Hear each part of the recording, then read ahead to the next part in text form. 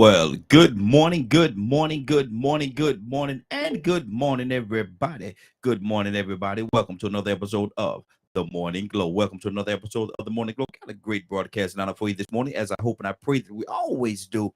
I want to say I'm not important. I'm just a question asker. My name is Raheem. We got a couple of brothers here this morning, early this morning, and I'm high and a happy, elephant lady, and porcupine proud to have both of them with me this morning. Captain Leonard, good morning, sir. How you doing this morning?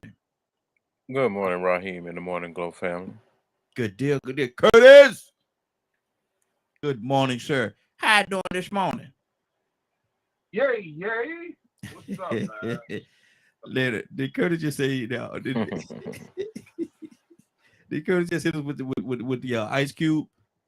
For sure. It's a good Yes, day look, already. it's a good day already. Hey, way out Wednesday, so ain't no telling what we gonna get today. Ain't no telling what we're gonna get, where we're gonna go, how we're gonna go, and how we're gonna get there. But I'm gonna tell you something. We're gonna get there together. That's what we're gonna do. Leonard, the runoff hmm was runoff was last night, man, in several places. I know here in Georgia it was. What's the results? Um, I haven't looked at them this morning, Mm-hmm. but I think everyone did very well. Congratulations, definitely, to Miss Laws, who was out front then. But I have to double check to make sure all of the reporting was in. Mm-hmm. Okay. Yeah, I got a few friends of mine that actually was running too. I got to check and make sure that how they came out and how everything came across. Um, yeah, my son just sent me a message. Uh, he texting to me right and left. But yeah, man. But there's been a lot of things that's been going on, man. There's been a lot that's been going on, and my thing is, man, this election is one of the most important things that we have on the table right now. And I hope everybody took the opportunity and took the time and went out there and voted. Man, I hope they took the opportunity, took the time, went out there and voted, and voted their hearts, man. Don't Yes, most definitely. yeah, vote their heart. Curtis, how's everything looking up in your way, man? Politically. Oh, we solid. As far as I know, we solid. I just waiting for the election. I don't think we had an election yesterday. Mm-hmm. And if we did, like it was like specific districts, but you know, Baltimore, man, is the law. It's it's different, Mm-hmm. man. Why do you It's say that, Curtis? different because you in one of those states where, as Democratic voters, we will vote. Um, we will elect a Republican if he makes sense. Mm-hmm. Hey, Because Curtis, you're breaking up just a little bit. yeah, I said in Maryland, Maryland is a Democratic state. It's a Mm-hmm. Democratic strong for real, for real. But if a Republican is making more sense than the Democrat, then we'll vote for him. You know what I Mm-hmm. mean? So we haven't had election yet, if I'm not mistaken. I don't think we had our election yet. Um, the governor's race, it's looking like Wes Moore is gonna. It's looking like Wes Moore is gonna be the Democratic candidate, and I think he's gonna win. Mm-hmm. Mm-hmm. What You what know what I what mean? what what is what is in his favor, Kurt? Well, one, he comes from the city. He's a part. He's a part of the fabric of Baltimore. Mm-hmm. Two, he's young. Three, he looks good. You know. Four, which is last but not least, his policies, man. His policies look more like what the people want. Mm-hmm. The things that he's trying to push for look more like what the people want. So, um, and like I said, he's young. You know Mm-hmm. what I mean? So it's not like you got a guy that you know might be and then he might be gone. But um, I think Wes Moore be the next governor of Maryland. I really do. I Mm-hmm. don't Wow. think Perez is going to do it because some people still remember what he did as the Democratic chair. Mm-hmm. You see what I'm saying? And a lot of people on this end were not pleased with what he did as the Democratic chair. Mm-hmm. So, but Westmore's policies are solid, man. They, you know, they appear real good. You know, trying to make sure that folks get the health care that they need. Trying to make sure that, you know, man, he was talking about so much the other day on the debate. I watched most of it. Mm-hmm. Women's right to choose, LGBT. He hit all of the major talking points, but he went further in explaining Mm-hmm. how he planning on going about getting it done. So, Okay. I remember Wes Moore. Wes Moore is big on fighting poverty, I believe. And he's a veteran. I remember his story, reading his story before. Mm-hmm. So that would be cool for Maryland. Okay. So it'll be good for the state. Let me ask y'all this question, because Curtis said something that made an antenna go up on me. And when he was describing, he said he have to look, say he looked good. How often is it that some people, certainly not us, because we're mature enough not to do this, but how often is some people would vote for a person because of the way that they look? They were very attractive. Say a female, she was very attractive. How often is that people would vote for her, Leonard, based on the way that she looks? Well, I think Kurt meant it in a way that his campaign Yeah, absolutely, looks good. yeah, But absolutely. no, I don't know. I don't think people do that Mm-hmm. at all, because everyone knows that politics is far more serious than that, Mm-hmm. Yeah. and what's at stake when you're voting.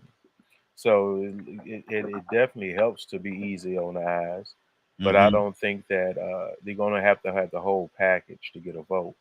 Mm-hmm. Mm-hmm. You know, now there are some people who vote. Come on. Mm-hmm. Let's say this: the only reason why Herschel Walker would win is because of how he look, who he is. Mm-hmm. You know what I'm saying? And He fit the he should profile, there should be no grounds at all for him to win because anything. we know they picked him because he was colored. Yeah. We know Yeah. that's why they picked him. Exactly. It Exactly. didn't matter whether his qualifications were, and he overwhelmingly won his campaign in Georgia for that very reason, because of the influence Mm-hmm. that he has because of something like a football career. And when Mm-hmm. you need somebody black, you usually need an athlete or somebody Yep. and things like that, especially when you're running on the side that we don't prefer. Mm-hmm. Mm-hmm. So you put that colored face up there to try to attract black folks. And that's been a trick Curtis been using for years, though. So white folks voted for him overwhelmingly mm-hmm. in that Mm-hmm. in that Republican campaign, Mm-hmm. because of that aesthetic of the Yep. pro football player. You know, I'm gonna do what I'm supposed to do. I'm on this team for show, and you can count on me to be your boy. Mm-hmm. So Wow. that's why they voted for him. Wow. Shout out to Miss Ingyayin. I hope I'm saying her name correctly. Mm-hmm. She is uh, beat my friend Miss D. Dawkins Hagler in the Secretary of State race. Mm-hmm. And we got a couple of districts. Definitely, that was one. Also, let's look at, like, say for instance, the runoff here in the 10th district, and we know Vernon Jones. Yeah. Yeah. Vernon Jones tried to play the same card. He lost. Hey, white folks, look at me. I'm a black Republican. Vote Yeah. for me. Yeah. He lost. He achieved all his success being as a CEO of a predominantly African American district Mm-hmm. for many years. And for some reason, he thought he could garner the support of white Republicans, Mm-hmm. and been losing ever since, running Republican and trying to ride Trump coattail. Very Mm-hmm. pro-Trump, Vernon Jones. And actually, I moved to Georgia to study that form of government that they used to have in DeKalb County with Vernon Jones. the CEO form of government is not practiced in a lot of. Wow. Curtis, how often have that game been played, man?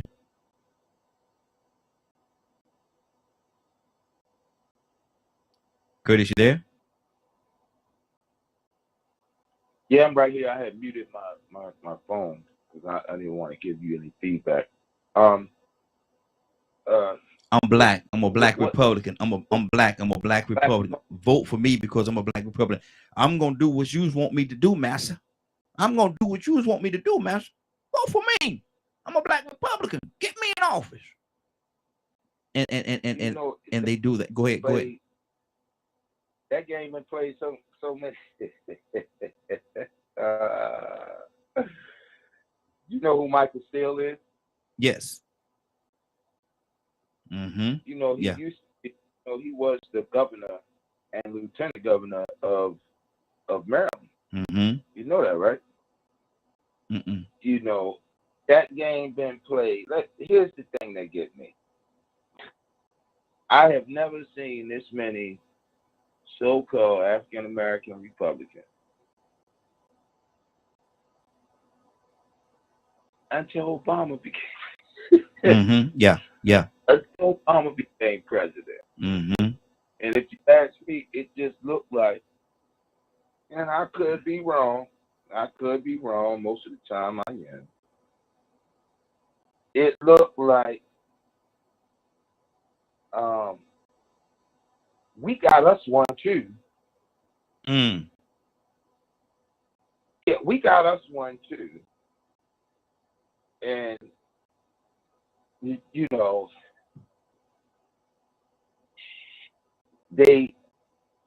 it's all good till you get your wake up call. You know, Mooney said it. You know, it's all good till you get your I know what you're talking about. Exactly. And even he got it. If you remember now, the Republican Party has been decades since they had won that many seats in the Senate and the Congress, right? That was under Michael Steele. And if you remember, they all of a sudden came up with the little trap, and they got him out, fired him, and put that boy that looked like something off of a Simpsons TV show in there. You see what I'm saying? And you know, didn't even give him no credit. You know, I get it. I just don't. I don't particularly understand why we even have. I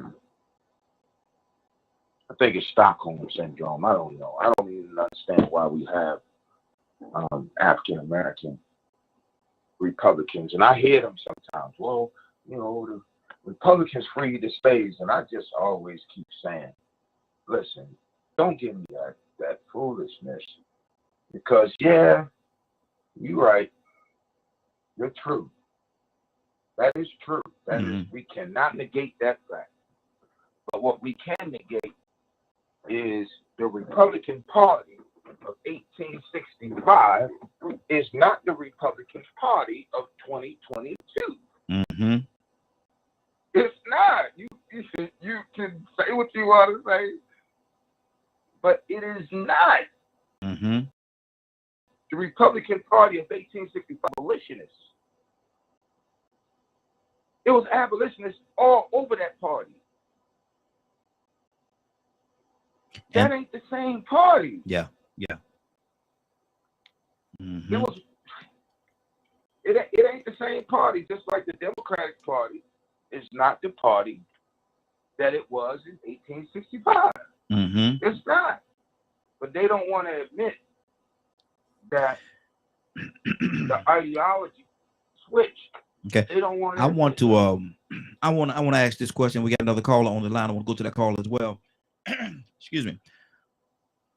Is it time Do you think it's time? We've had the Republican and the Democratic Party for years. You said back to the 1800s. Is it time for a new party? Do you think it's time for us to establish a new party and back that party so we can get the things done that we want to have done? Is it time for a new party? What do you say to that, Curtis? And I'm gonna go to Rico. Rico's on the line with us as well. Curtis? Raheem, it may be. Mm-hmm.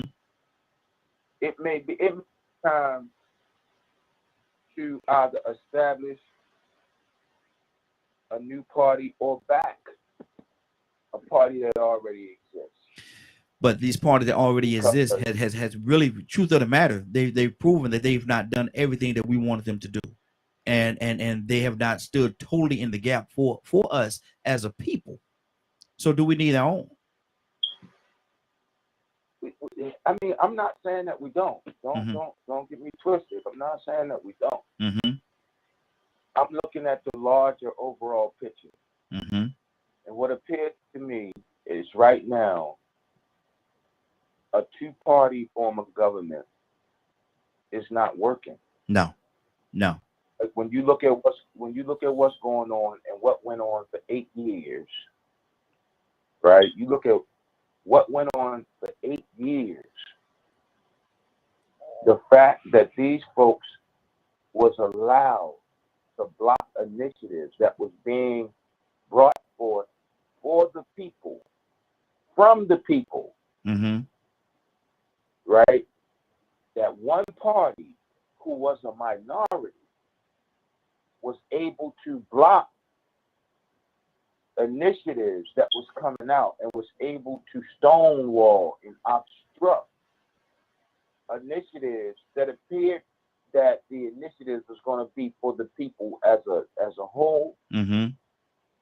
Then I think that tells us that the two-party system in all reality is not working. Absolutely. Rico, good morning, sir. How you doing this morning? Man, I can't complain. Welcome to the new day, man. Hey, welcome to you as well. Rico, what do you think about this, man? Republicans and Democratic, these parties has been, like Kurt has said, way on back in the 1800s. Do you think it's time? Because they haven't done everything that they said they was going to do in one way or another. Do you think it's time for an additional party, for us to come up with our own party and back that particular party? Well, before even that, there's so many more other things we need to do. You know, to be honest with you, the situation we live in now, if you were to come in, you mean, you know, melanated Americans, you know, say Black Americans, right? Yes, absolutely. If you was to probably tell half of the Black American community that you were starting a new party, they'd probably ask who the DJ. Wow. Yeah. Who DJ in the party? Mm-hmm. Oh my goodness, the same one that were talking about they're gonna paint the White House black when Obama got elected and then show up at the midterm. Come on. We just need to participate. We just need to get involved. Mm-hmm. You know, we saw this man that said at one point in time that he didn't care about how the super predators were created. He just wanted to make sure he got them off the street, the thugs. He wanted to get them off the street. He didn't care what created it, that situation. So that means, you know what I'm saying, he don't want to fix the solution. He just want to make money off of it and move around it instead of solving the issues. Mm-hmm. And he proved to us that he can accomplish whatever he wants to once he get in that seat. You know what? If I win the vice presidency or the presidency, I'm not going to appoint the most qualified person. I'm going to appoint the most qualified Black woman. Mm-hmm. Mm-hmm. You know what? My Supreme Court nomination is not going to be the most qualified, fair-minded, equal-thinking person. It's going to be the most fair-minded, equal-thinking Black woman. He accomplished his agenda. He said this is what he was going to do, and he did it. Yeah, and we can do the same thing if we participate.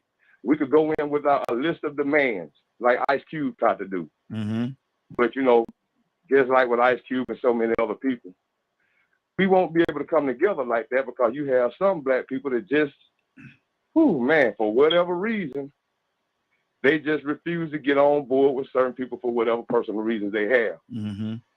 You know, I even noticed there are different white extremist racist organizations that have different ideologies. But for the overall big picture, like what Curtis said a second ago, they'll come together for the common cause. Mm-hmm. Peacefully. They don't go to fighting each other, having no rides. They don't have no battles in between gangs, unless there might be some motorcycle gangs or something. But for these white supremacist organizations, they come together and they commune and they just have a good time. Mm-hmm. Standing under the same umbrella. Mm-hmm. But you get us together and we're stretching each other, knocking each other, trying to discredit each other. You know, and so now you look at the landscape and you can understand why there are certain people that do go ahead and say, well, you know what, I'm voting Republican because I make more money and I save more money with them. Forget all this unity thing, you know what I'm saying? So, you know, but you look at the Jews and the Native Americans, they can still get their goals accomplished because they know how to unite and get involved. So, I mean, you know, I think it's more or less we just need to get involved, participate, and actually get our minds right, man. Just find out what we need to do to progress. Mm-hmm. That's good. That's good. Leonard, what's on your heart, brother? What do you say about this, man? Do we need? Are we at a point in time right now where we need our own party? Republicans, Democratic has not really done all they chalked up to do or said it was going to do or whatever the case. Do we need our own party, Leonard? No, I don't think like that at all. We've had several parties. Mm-hmm. We just have two dominant parties because those two dominant parties are the best the people have to offer. There's no extra. There's no other lane that you could create a party in that would be more comprehensive than the ones that you have. Mm-hmm. So the reason why you cannot this dream of some black party is just because that you're calling it's about a black party. Mm-hmm. I mean, come on, really? We're talking about the entire United States, right? Which party has really addressed holistically the black issue? The Democratic Party. Okay, and why do you say the Democratic Party? Because it's not about a black issue. Mm-hmm. But there are black issues. It's about no, there's not. There aren't black issues. Wow. There are issues that affect African Americans a certain way. I mean, that's and those all deal with a concept of racism, not the average African American's lifestyle or what they desire. The notion that somebody would believe that all African Americans think alike and want to be a part of the same thing is absolutely ridiculous. But what I can say is there is a wide majority of people that know and understand that black people want to be treated in a certain way equally as everybody else, and and not being second. And we don't always get that, Leonard. We don't always get that. And so, but why you're not getting it? You say the Democratic Party. You say the Democratic Party is the party that has come the closest to, but nobody has knocked it out the park, man. What is it that you want them to do, first of all? Because a lot of these things, like I said before, y'all not voting for your daddy. You're voting for a political office that's supposed to represent me also as a people. That's supposed to represent me just like everybody else. Yes. Have they done that? Holistically, have they done that? Holistically, have they done that? Yes. Wow. Yes, because you're not. What are you denied because you're black? When we say now, stuff, you just want to argue. We can argue. No, we're not gonna argue at all. We're gonna have a discussion. But my thing is this right here. When you say stuff like that, you know, I think we're splitting hairs. Because what do you want? There's a lot of things, Leonard, out there. No, just one. Okay, let's deal with just one. To be treated equally across the board. Do not have to worry about if I go for a job to better my family as a family. I don't have to walk into that door, and just because of the fact I walk in that door looking a certain way, I'm going to be declined and not get that opportunity. And then somebody come in that's not as qualified as me, but look a certain way. Oh, you're the one we've been waiting for. You're the catch me out. I have more qualifications than that person. So why do they get the job over me? I just want to, like it's been said for many years, I just want a fair opportunity. I just want a fair, back in the day, I just want a fair swing at this thing. Give me a fair swing at this thing.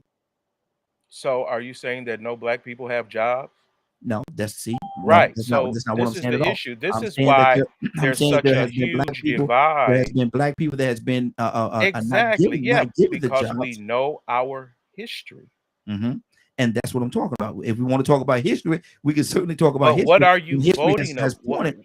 I'm Hmm? sorry, I can't hear you. I think it's a little delayed. Okay. Go ahead. I'll just wait till I hear No, the stop. Go no, ahead. but my thing is, if we talk about history, and Leonard, you and I, man, we'll play tennis all day long, and so No, we we're won't. being unfair. We're being unfair to everybody else. But my thing is, man, I can agree with you when you say that Democratic Party in this day and time has come the closest, but nobody has really hit a home run with us yet. But that's the nature of government. Mm. Now, is your party is your party going to address fiscal policy, civil liberties, education, elections, Mhm. energy and environment, healthcare, immigration? Is your party going to address all those things? And yes, to answer your question, yes. But my thing is also we're also going to address the situations going on that has been going on throughout history with our people. Even in the school system right now, man. They talk about Black History Month. Black History is more than 1 month, man. Well, But it's so many different things. Leonard. It's so many different exactly. layers. It's a lot of layers on this thing. Let me go to somebody else just came in, but let me go back to Rico. Rico, what's on your heart? Curtis coming to you, and then we got another caller. Rico, what's on your heart, brother? What do you think about the Democratic Party? Not much, really. I mean, it ain't really nothing to address with that. I mean, if you ask the question, are we gonna address those things? If we want to have a party, we better address those things. Mm-hmm. And to be honest with you, that might be what's wrong with this black quote diaspora. Mm-hmm. We come up with all these new eloquent words every few years. You know what I'm saying? That seems like they become custom fit for us to use. Make us sound more intelligent. So for the black diaspora to actually accomplish what they claim they want to accomplish, they better pay attention and get involved in all of those things. Mm-hmm. Mm-hmm. And to be honest with you, if we did come together and we would structure ourselves properly, we probably could become a party like that, because the Republican and Democrat Party had to start from somewhere. Mm-hmm. They had to start from somewhere to get to where they are now. You got to crawl before you walk. It ain't just you're wasting your time. Y'all niggas sound stupid. Mm. No, it's a possibility, but it might be a very slim chance that we can get it accomplished, because when you mention it, somebody gonna want to know who the DJ. Mm-hmm. Mm-hmm. See, in the process we're using the word we. We're trying to address concerns that a great percentage of our population ain't concerned about. Mm-hmm. Those of us that do go out and vote, and those of us that do pay attention to politics and keep up with the news and what's current and what's most important besides twerking and who made the Forbes billionaire list, I can care less about LeBron James becoming a billionaire.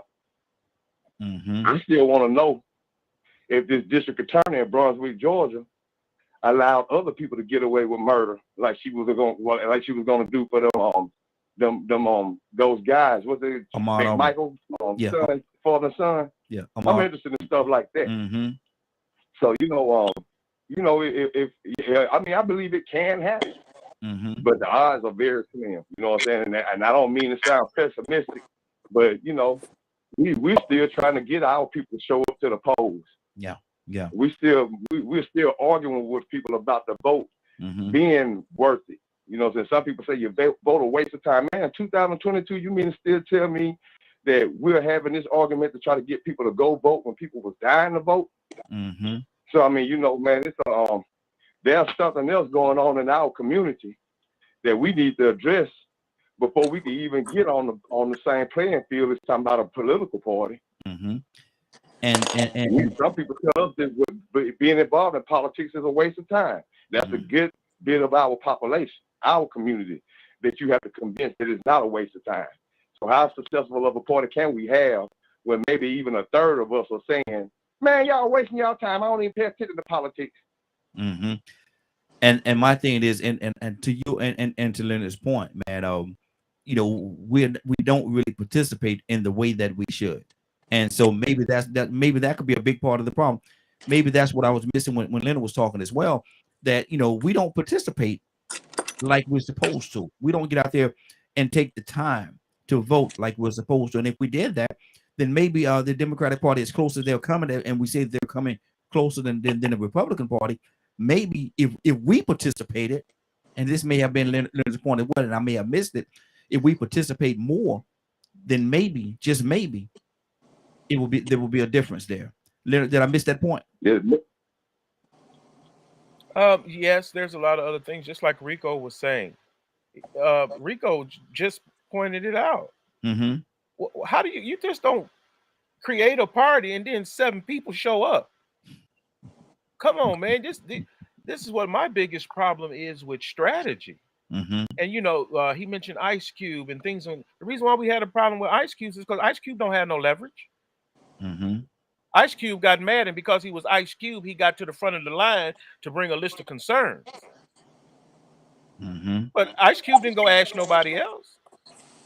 He got a plan from someone else. Mm-hmm. I muted you there, Ibrahim. You have some background noise. That he was not really ready to present. But when you come out, we got some demands or whatever, you better have some leverage. Mm-hmm. You don't go in talking about you got no demands and don't have no leverage. Mm-hmm. Watch other governments. Like a good government to watch is Europe, for instance, Mm-hmm. Great Britain, England, and the various parties that they have. How many parties do they have? They have interest parties. Okay. They may have a People's Party, Mm-hmm. a Labor Party, but in that party is particularly concerned about labor issues Mm-hmm. and things Okay. like that. So they have very spirited debate and things like that. A lot different than we do here. So it's specific. If it's parties with a specific area. Right, Yeah. right. And this is why they struggle and why Europe is dying. Okay, Mhm. Mhm. because think about it. If you were in a situation where you were only 13% of the population and your particular party's criteria was black issues, Mhm. what made you completely forget about the rest of the people in the United States of America that must buy into this program? Mhm. I can Who see is your your point. program? I mean, who's your audience? I see you, Bree. Who are you trying to attract? What issues do you have that are specific to African Americans that would draw enough people to create a viable party? Ibrahim, you got your hand up. What's on your heart, brother? Hold on, let me unmute you there. There you go. Well, I understand. Good morning to you. Good morning to you, sir. Good morning, everybody. It's a Wild and Out Wednesday, right? I'm looking Yes, sir. forward to it. Okay. Oh, Rico, here we go. Wild and Out Wednesday. Mm-hmm. But And he said wild and out. Yeah. I said wild and out. Let's get it, Ibrahim. Let's get it. well, just to expound off a point, Britain is a parliament, and Right. yes, they do have specific parties. They have hundreds of parties, Mhm. right? But how the parties gain power, they unite with other parties, right? That's right. You got socialist party. You got some kind of socialist party leads, right? Mhm. You got the conservative party. You got, ultra conservative parties. You got, like I say, the Labor Party, the Communist Party. But all these parties, when they take over, they unite. The Labor Party is usually control more the mainstream or maybe even left groups, right? Because it's more like a socialist or a Marxist party. But see, we are a republic other than a parliamentarian. And British and UK, they have other societies and groups that's controlled by the Queen, but not necessarily parliamentary societies, right? You know what I mean? Mm-hmm. And like Australia was and a few other countries, right? So in comparison, there's a comparison of democracy. Democracy is messy when you have a combination like that, but it's more effective in the long run. It takes a longer time to coordinate people, but it's more effective as far as people getting some kind of say-so in the mix of the power. Now, we live in a republic. We choose people to represent us. Now, George Washington and the founding fathers came up with the electoral college because they didn't think the common man had the sense to be able to vote for the right person collectively. So we don't vote for a president. We vote in a state, and the state chooses electorates to go to elect the president. The state elect the presidents, right? So they can say pretty much anything they want to say. So understanding of government is that we can participate as government with an additional party or parties. There used to be more than Ibrahim, one. somehow your line is breaking up. It's skipping just a little bit. Okay. But Okay. do you have it on speaker? If you have it on speaker, take it off speaker. Take it off speaker. Yeah. It's hard to see. I'm on my iPad. But turn your volume down. Yeah. Take it off speaker. Yeah. Something going on with Go you, man. ahead You're getting a little. Yeah. Okay. How about Something now? going on with your feet. How Go ahead. about Let's see. It's Let's see. better? Go ahead. Keep talking. Okay. Keep talking. Let me see. Okay, so in essence, since we live in a republic, right, we have to choose county by county, state by state, city by city, you know, who our party is and how we get elected. We have to go by, we have to actually go by community, neighborhood by neighborhood, you know, because we got these lines that they keep coming up with. They keep changing. The Republican Party changed the line. So even though you can be the majority in the area, they'll shoot a line where the majority area is actually Republican, you know.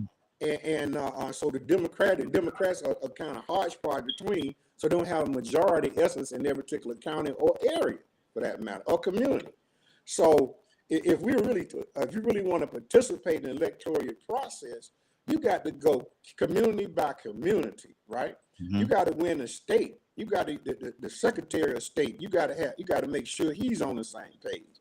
The councilman, the city state, the city House of Representatives, you know, and the State House of Representatives and everything.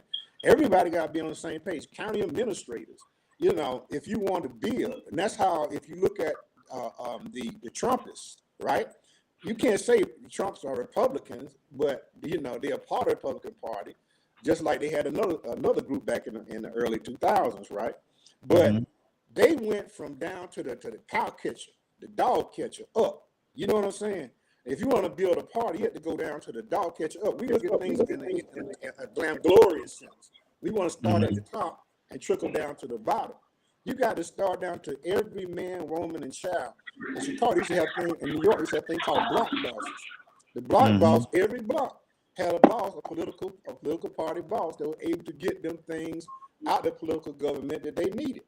And we lost that. We lost that attention to the minority details. So we want to jump from here. We want to be great all of a sudden. You know. Okay. Hold right there. Hold. Don't get it all to us at one time. Hold on for a minute. Introduce more people to the conversation. Mute your line, there, brother. Okay, good deal. Oh, let me see. It's still not muted. I'm muted there. Let me go to Cassandra. Cassandra, good morning. How you doing this morning? Good morning. Cassandra, we're asking a question this morning, and I want to hear your whole heart on this right here. We're asking a question talking about the Democratic and the Republican Party. These two parties has been out there for 1800s and for as long as you can remember. Do you think it's time? Do you think it's time for us to come up with our own party or an additional party to represent us holistically? You talking about just Black people? Yes and no. That's what I. Black interest. Let's say black interest. Black interest. It would have. It was not yeah. about 10 house of white people living. So how about black interest? Yeah, we can't just say black people. No. No. I believe we need to. I mean, if we want to. I mean, if people decide to get another party, that's fine. But I don't want anything, because regardless of what is happening, I believe that this country is a mixture of people. That's when I say people, cultures, everything. We need to be inclusive and stop trying to separate. So if we can find Cassandra, let me step in for a second. Let me step in for 1 second. And I agree with you. I agree with you. Before I even say what I'm gonna say, I agree with you. But has it always been inclusive? No, that's why I'm saying we need to make the changes necessary to make it inclusive. So I believe that getting people in the offices that we trust, we believe that will do right, Black people, white people, whoever it is. I just want, we have to stop dividing. We got enough division. Can we do some addition? That's we got plenty dividing going on. Can we do some addition that would lead to multiplying for everybody? You know what I'm saying? Being better for everybody. So no, we don't need another darn party. We don't need another one. We need to work with the parties that we have. People need to learn how to care about communities and not about a dang on party, whether it's Republican or Democrat. The Republicans ain't gonna do it. I can tell you right now, because they swear they got the answers for the entire country. And I don't feel like Democrats are like that for the most part. For the most part, I feel like Democrats at least will listen to somebody else and try to make a sound decision. Republicans just jump on the bandwagon, and they can say that Democrats do that, but a lot of us don't, because I would call myself really independent, sort of. So let's put independent in there, because I make decisions based on the person and what they're standing for, and not on so much Democrat and Republican. Yeah, that's good. That's good. I'm just saying, that's me. Tucson, we got a lot of quite a few people that just came in, so I want to touch everybody. Tucson, good morning, sir. How you doing this morning? No, did you miss Curtis? Because you never did get back to him. If that's who you said you was going to go to. Oh, Curtis. I said I was going to go back to Curtis. Curtis, are you still there? Man, I get to rolling, man. I forget. Yes, What's on your heart, brother? You know, I was just thinking, right? Listening to everybody talk, and I'm gonna play devil's advocate for a minute, right? Our government is set up. I mean, would it be? How can I say this? Would it be okay for me to think this, right? Check this out. Our government is set up on a three-tier system: legislative, executive, and a judiciary, right? But we only have two parties that actually run the government, right? But the whole establishment of a three-pillar system is for checks and balances. So I was just listening, like, well, I kind of feel where Cassandra at, because I'm drifting more independent myself, because it's like, well, which party is there to check the two that are the power brokers of our country? So who's checking the two, right? But I also understand some of the things that Leonard is saying, in terms of when I love it when Leonard talks about strategic planning. Okay, these are what they're trying to do. I love it when he go there, because it lets me know that, okay, to me, what he's addressing is that which we have not done yet. We have amassed all of these things and gotten all these initiatives and this, that, and the third, but we still have not properly strategically made a plan, because strategically, if we was to start our own party, it would split the vote. And the party that really is not in our favor, they would win by a landslide. That's one of the reasons why, and I'll just end it like this. That's one of the reasons why, if you pay real close attention, every time there's an election, midterm, presidential election, every time there's a major election, pay attention. Strategically, the first thing they throw out is abortion rights.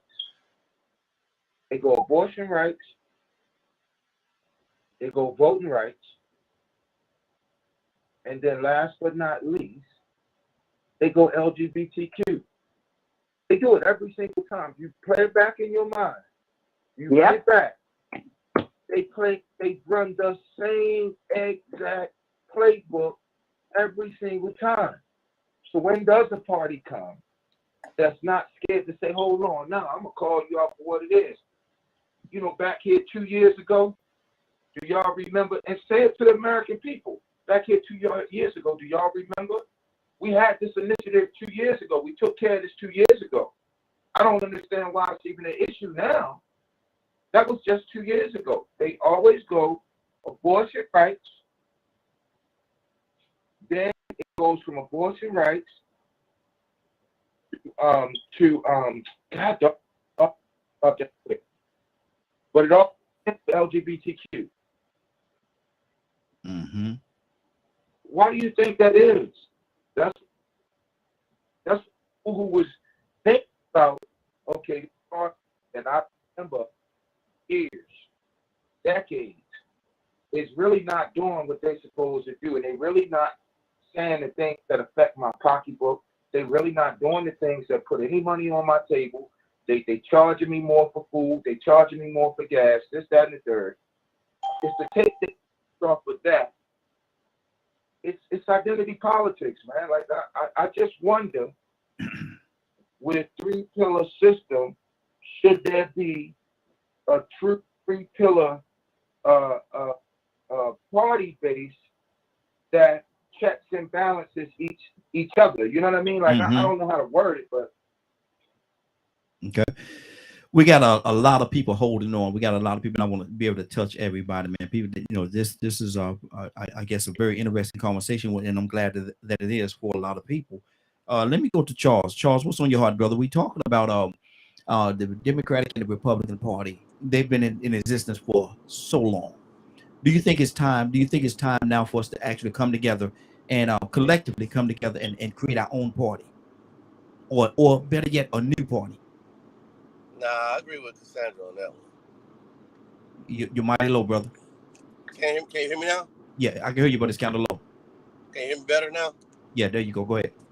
Yeah, I agree with Cassandra on that one. You got people right now, man, that it's just weird how sometimes I listen to you all and how you all think.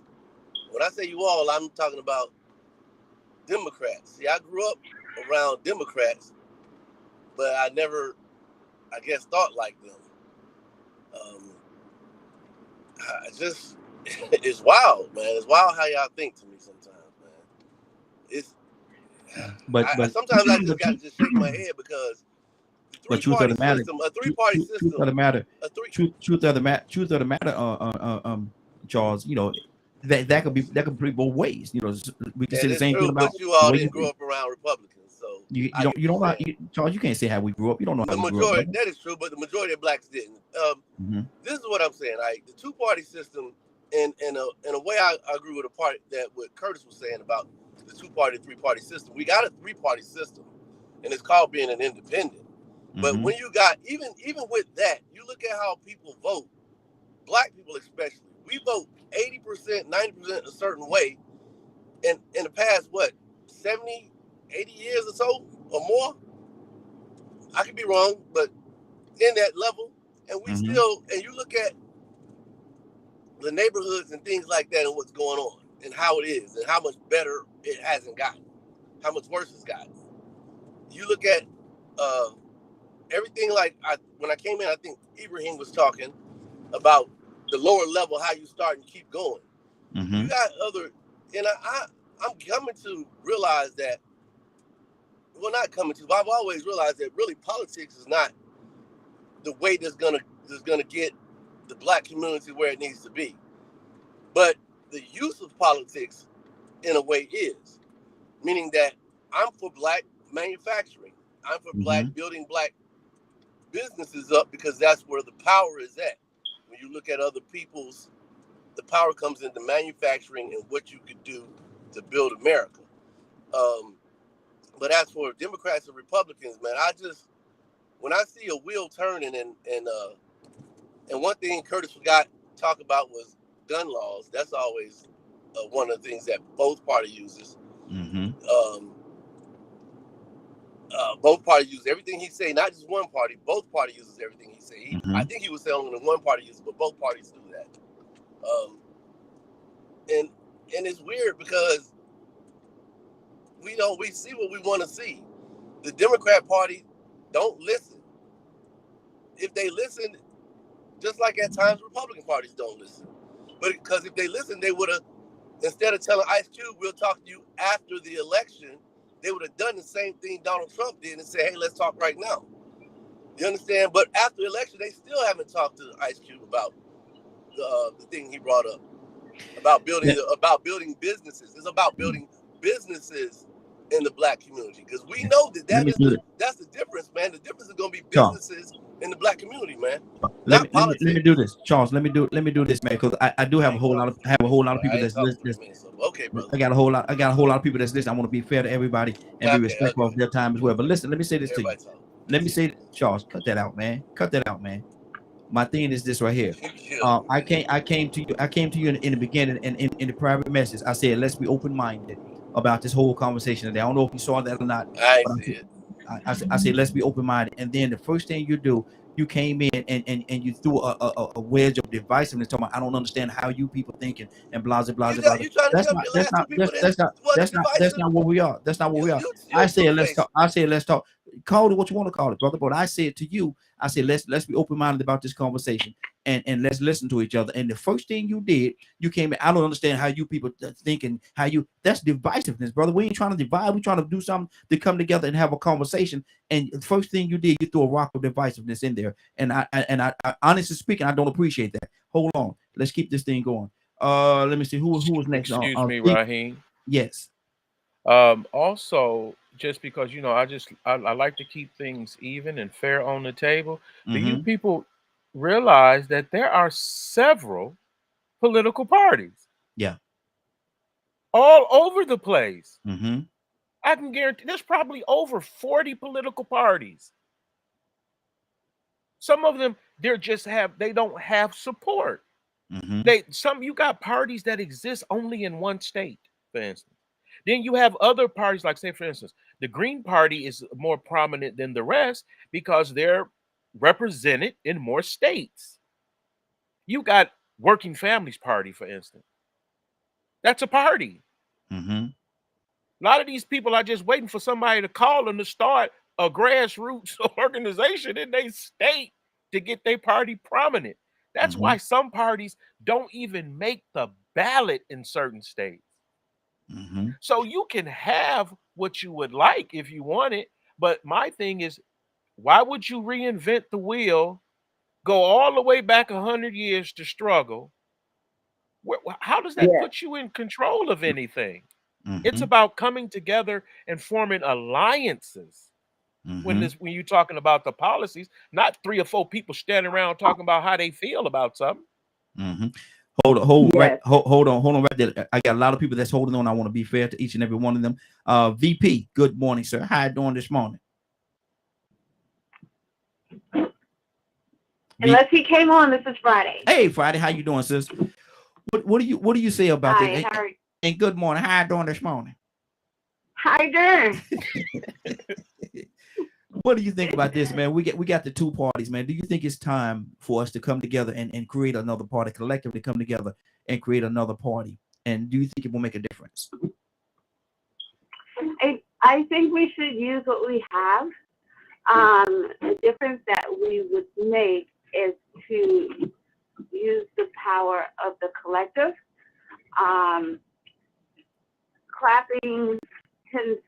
The clapping of the dollar, not clapping cheeks, y'all. Clapping of the dollars tends to draw a lot of attention and make a lot of noise in the right direction. So I think if we use what we have to align a party system that already exists with the movement of our dollars, right? So our dollars can move parties to our favor to speak to the narrative that we're trying to have change impact to, or have impact towards change. So, you know, for those companies and businesses that we say in speech that we support, but not necessarily in our dollars, if we actually spend our dollars in a way that is more beneficial for us, then we could have more power in lobbying and or removing our dollars, right, from companies. We'll have more power in lobbying, and then therefore we will be able to move the party in which we want to support that we already have existing to be more in line to petition those things that matter to us more. Wow, that's good. For you with a T, good morning. How you doing this morning? Toya, good morning. How you doing? Hey, doing good. Toya, what do you think about this thing? Should we start another party? Should there be another party that's going to effectively deal with the issues that's going on in our community and communities? You know, I think if people just do their job, just do their job. It don't matter what party you go to. And I tell this to people all the time. You go and so-called work for a company. You're the face of the company. You don't do your job. You slack. And then you want to get mad at the company and say, oh, the company, they're so terrible. But you are the people that make the company. Y'all slack on y'all job. Y'all don't make sure y'all do this. Y'all still at the back door. Y'all tell lies. Y'all hide the wrong people trying to sabotage. So it ain't don't make a difference about the party. It's about the people not doing their doggone job. It don't matter what party they switch, make up. If they get it in there and they don't do their job, what's going to get done? And that's the problem with America. You want to join a clique. You want to be a part of something, but you don't want to do your job. It don't matter about me. So normally, I would roll with the Democrats because normally their views are what I fall in line with. I don't call myself a Democrat. I call myself an American, a Black American at that. There ain't nothing you can do to a Republican in my face, a liberal in my face, a conservative in my face, or whoever, a human being in my face where I'm not going to fight for them. And that has nothing to do with me being a part of a specific party. I believe in doing my job. And that's the problem. So you can pick parties, you can pick games, you can pick cliques. Until these people decide to do their jobs, it's not going to make a difference. Wow, that's good. That's good. Hicks, good morning, sir. How you doing this morning? Hicks, you there? Oh, got to mute. I'm sorry. His background noise going on. There you go. Hicks, we can hear you now, brother. Are you there? Yes, I'm here. Good morning. Good morning to you, sir. How you doing this morning? I'm doing fine. Pray everybody's doing well there. Yes, sir. Yes, sir. Talk to me, brother. What do you think about this, man? You got the Democratic, you got the Republican Party. Should there be another party that's going to adequately and effectively deal with the issues that's going on in our community and communities? I think, deep question though, really. Two-party system, sort of in a democracy, it sort of equals out. It's been equal out the last few elections, almost equal. With that's part of the whole problem. I think that what keeps everything in place is recognize that it's not a democracy in its design. It's a republic, and what the republic means that if a majority rule, which has happened sometimes in the past, the majority chose what's not good for the country or good for its citizens. I think that the two-party system will work if we had clear two-sided views on the issues from the media that influences the voters. I think so many people go into elections with not information, not with research, and I understand that it's hard trying to survive. You take all your energy. Two families, they have an income to really survive. You don't have time to research the answer, so you get the snippets from the talking heads on television.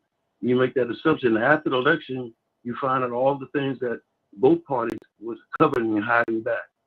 But I think if people can get the information and learn how to be critical in their thinking, not emotional and not tunnel vision, or just agreeing with people because it's your game, it's the game you're in.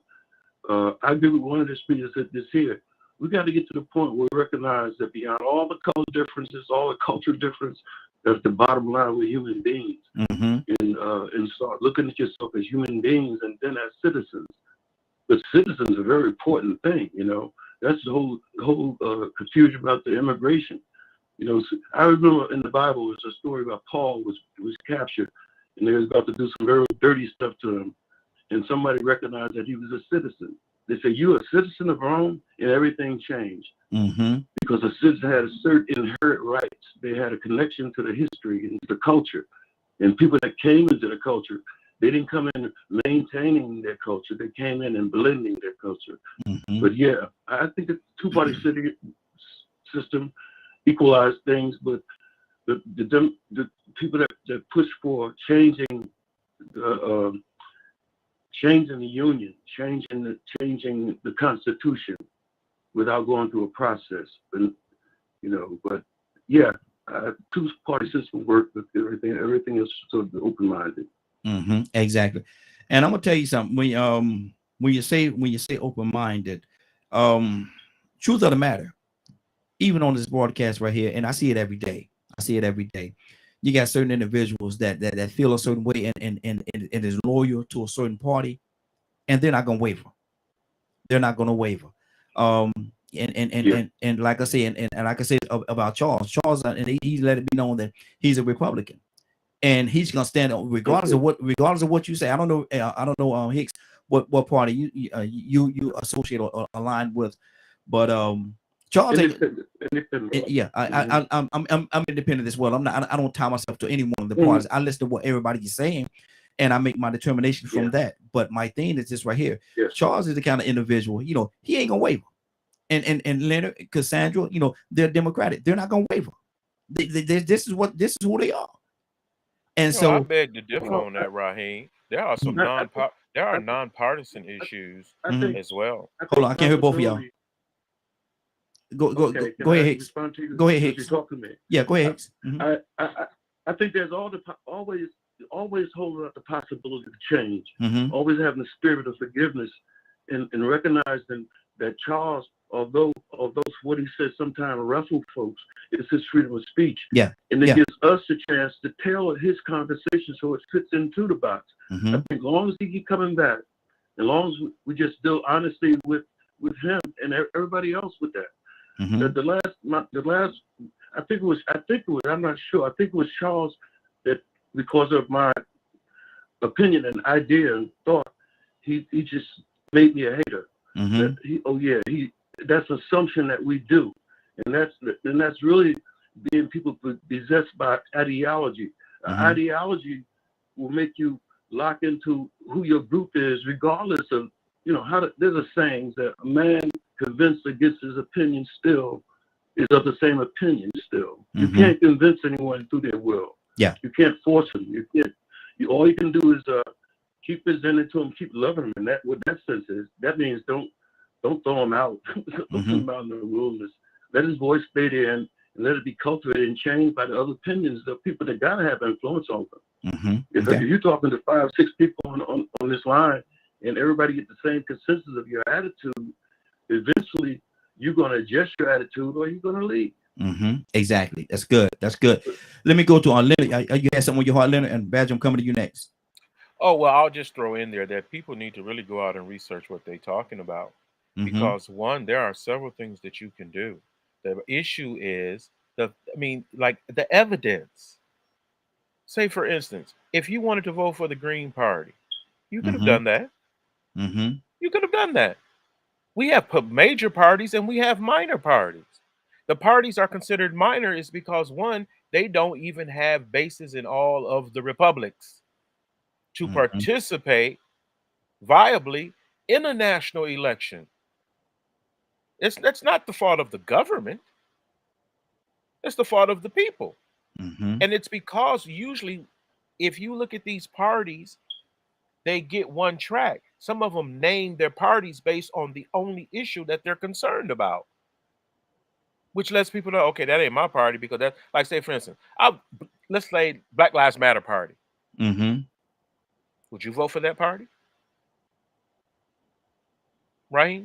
Just rhetorically, would you vote for the Black Lives Matter party? Well, if rhetorical, I'm not gonna answer, but my thing is probably no. But think about it. Okay, think about it, because just because you say one thing, you have to have some sustenance, a foundation, a platform. Now, we have to address one of the largest organizations that is dedicated to African American concerns in this country is, I think, religious. Now, Ibrahim is on the line, right? Yes. Ibrahim, are Muslims encouraged to vote? Ibrahim? Are you asking me a question? Yes, sir. You got me muted. No, I don't. Go ahead. Okay, yeah. Yes. Okay, yes. Muslims are encouraged to vote. You're part of society. We have Sharia, but you're supposed to follow as long as it doesn't interrupt your religion, the laws of the state that you're in. Exactly. And that is my point. So we have other issues But like somebody in the chat posted, it was my man Public Citizen, and he's exactly right. Most of the issues that affect our communities affect other communities as well. Mm-hmm. So why would you not align yourselves with the bigger picture instead of staying so minor? Mm-hmm. I mean, we can't accomplish anything without the numbers. And by the time you build a political capital to get anything done, this will be a new world. You understand what I'm saying? Mm-hmm. Yeah. So I'm not against a Black issues party, but if you're going to do it, you got to do it the right way. Mm-hmm. You got to make Black people want to be involved, first of all, because white folks gonna probably come second, third, or whatever. But you got to convince the 13% of the population of Blacks for a major election to vote for your cause. Ain't too many people been successful in doing that but the Democratic Party. Why? Because their platform and agenda appeals to the majority of those individuals that vote for the Democratic Party. I vote Democrat because there is no other rational party that interests me. Mm-hmm. Don't. Let me go to Cassandra. Cassandra, what's on your heart? Yeah, I totally agree with Leonard. For me, it's all about the issues that concern people. The Democrat Party to me exemplifies the things that I'm most concerned about. That is healthcare. That is seniors. That is the working poor. I mean, those are major issues for me. Whether a woman has the right to choose, those are issues that are important to me. I don't think anybody has the right to tell a woman, oh, you going to jail if you decide you don't want this. I'm sorry, biblical, whatever, and I'm in ministry. I believe it's her right to choose. So the causes and the things that I'm passionate about, social programs, to help people get on their feet, not to keep, them in bondage to welfare, whatever, but to help them get on those feet. Those are the things that Democrats represent to me. So that's why I'm there.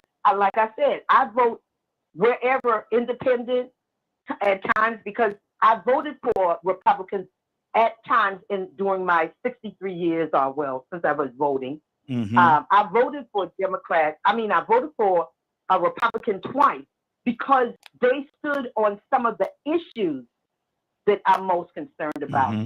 So for me, it's about us coming together and not people doing, the rich getting richer and the poor getting poorer. What the heck?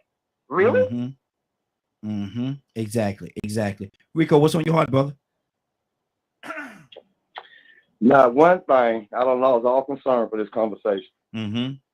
I had some ideas at first, and it was going in the right direction of where we could actually come up with a solution of realizing what the problem was. But I done heard a whole bunch of stuff, and I actually done heard one person talk 3 times as the last time I talked. Mm-hmm. So, that balance is still off. Toya speak about it all the time. I think I've been saying it for a few times, for a few years. And, I had some interest in this conversation at first. But where my heart is right now, I don't have no concern. But the first off, I don't even know where to start. Mm-hmm.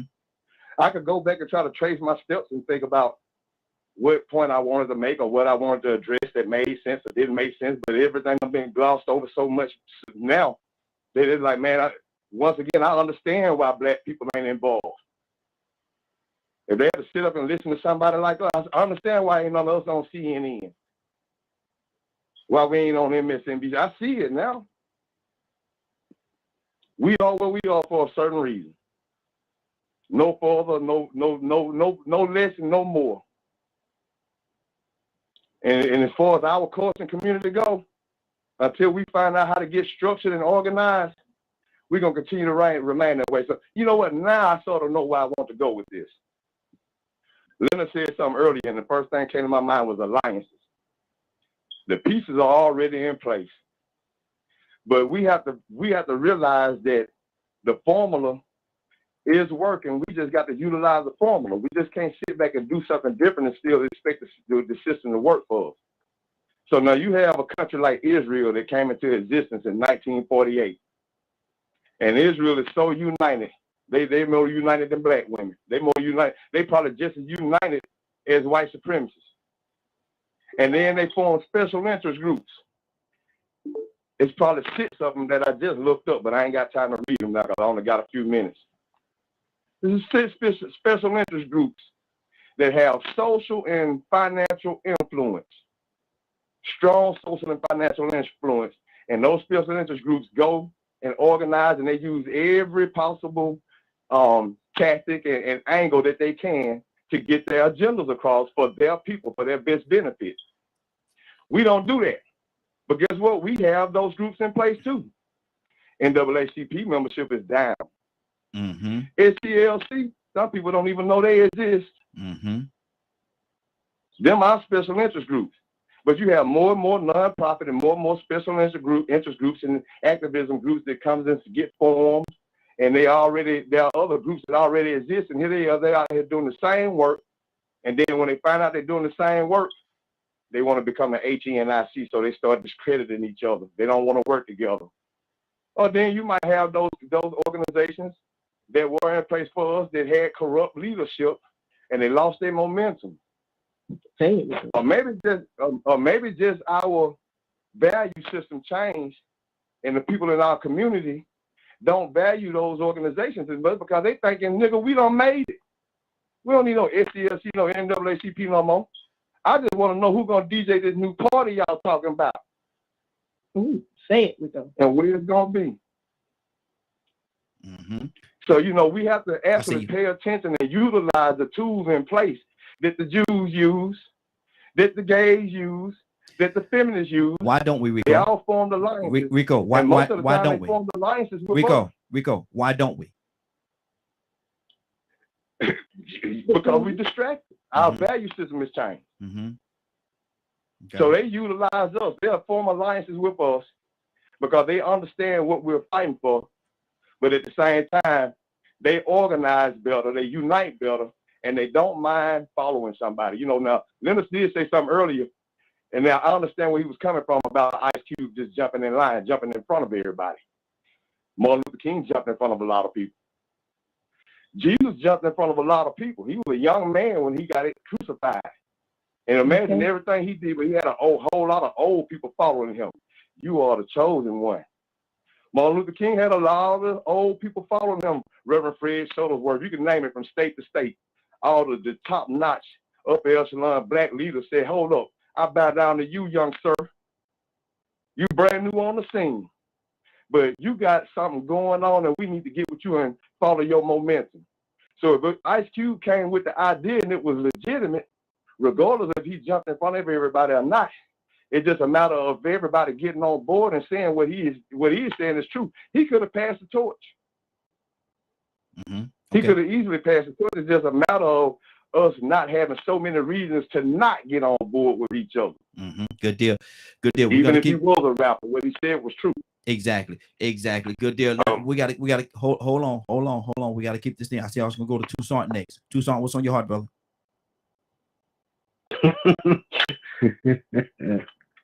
My people.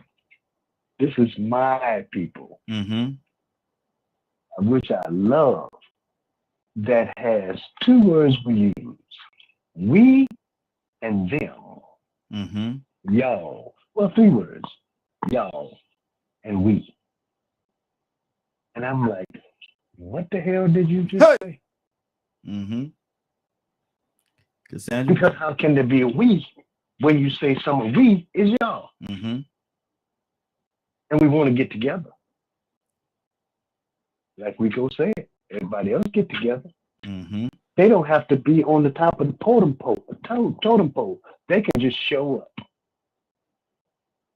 And they get there. Mm-hmm. But that we and y'all people, my people, we just tag along behind and say, I'm waiting for them to give me what I want. Mm-hmm. What did you just say? Why everybody else demand what they want and get it? because that we really becomes us. Wow. You know how the LMI. I don't want to be disrespectful. I'm not going to do that. I can't. LGBTQ. Yes. LGBTQ.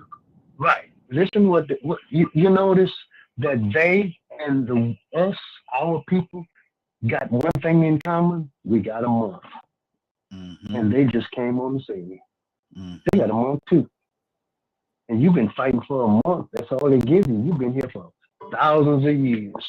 You say you're the first people on the planet. You still fall behind. Yeah. Good because deal. of two little words. We and y'all. Wow. And Donald Trump, I hate to interrupt you, but guess what?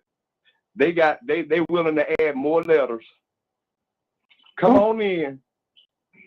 Come on in for our jungle and for our benefit. If you got a letter you want to create, we'll add that too. XYZ, come up with a name for it.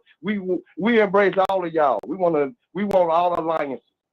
They might even include some heterosexuals if we just want to get on the momentum.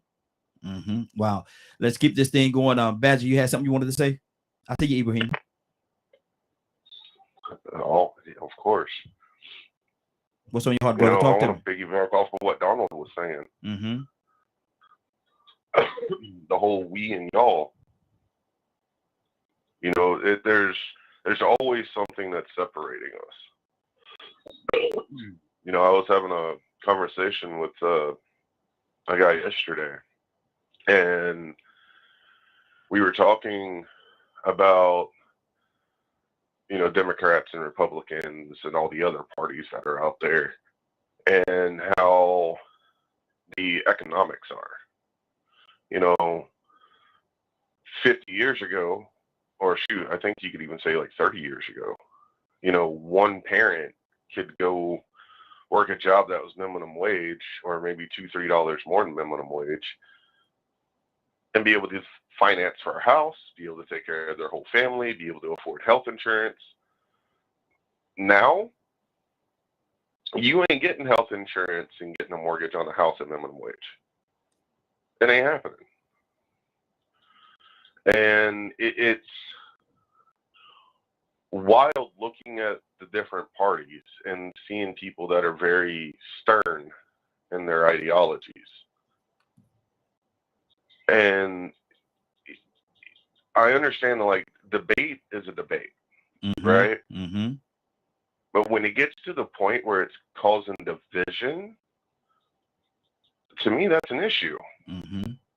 Because once division happens and then people start getting separated and they start voting a certain way because of loyalties, most of the time we miss the bigger picture. Yeah. Like some of the bills that are being, put out and different things like that. I've brought up multiple times, the Democratic Party is trying to get the gas prices to go back to the way they were. The Republican Party is saying no. Why? If the American people are complaining about it, it's an issue. Why is the two sides at such opposite ends of the spectrum of this bill? So, are you going to still stay Republican? Or let's say it was the Democrats that were against passing this bill. Would you still stay a Democrat knowing that they are the ones that are fighting the bills that 90% of the population want? Wow. And to me, that's where things don't make sense. So, I understand if you want to be loyal to a party and things like that, fine. But when you start calling other people idiots because they follow a different party and different things like that, it's a problem. That's in I think Hicks, right? Yes. Hicks was making the comment that we have freedom of speech. Okay, well, freedom of speech is amazing. It's awesome. And some people are going to have that perspective of, you know, you're less than or you're stupid because you don't think the way I think. Okay, fine. But where's the line between being supportive and hateful? Mm-hmm. Where's the line of we the people versus y'all the people? Mm-hmm. So these conversations are awesome and things like that. What is how do we the people get together and quit letting the people in power separate us? Mm-hmm. Mm-hmm. That's good. That's a very good question. Ibrahim, you had a question. You had. I saw your hand up, brother. Hold on. Let me unmute you there. Okay. There you go. Yeah, I'm still muted. You still got me not. muted, right? No, Okay, okay, right. You know, when I hear Rico and a lot of everybody else speak, and I think history is so fractured. What we have today, we forget. We have, you know, they say that the body politic has short-term memory. You remember the early 2000s, you know, that they had that party that reformed the Republican Party. The Republican Party split into several different parties, right? But they're united under one roof, right? And that seemed to me to be one thing. The Democratic Party absorbed, you know, different parties, okay? But the thing is that if a tree falls in the woods, okay, who hears it? Who hears a tree fall outside that forest? Obviously, no one, right? So if you don't make a noise, you don't organize your own party with your ideas, and I don't know why we seem to be afraid. We kind of get twisted when we say the Black Party. You know, there's a small Black contingency in the House, in the House, right? They call themselves the Black, but people of color. You know, there's a reason, and in fact, history shows us that embodied that we see that everybody was together. I think that's a good and a bad thing, because the civil rights movement and the military movement was not together. I mean, they had about arguments, but they had the same cause. They had the same basic cause, right?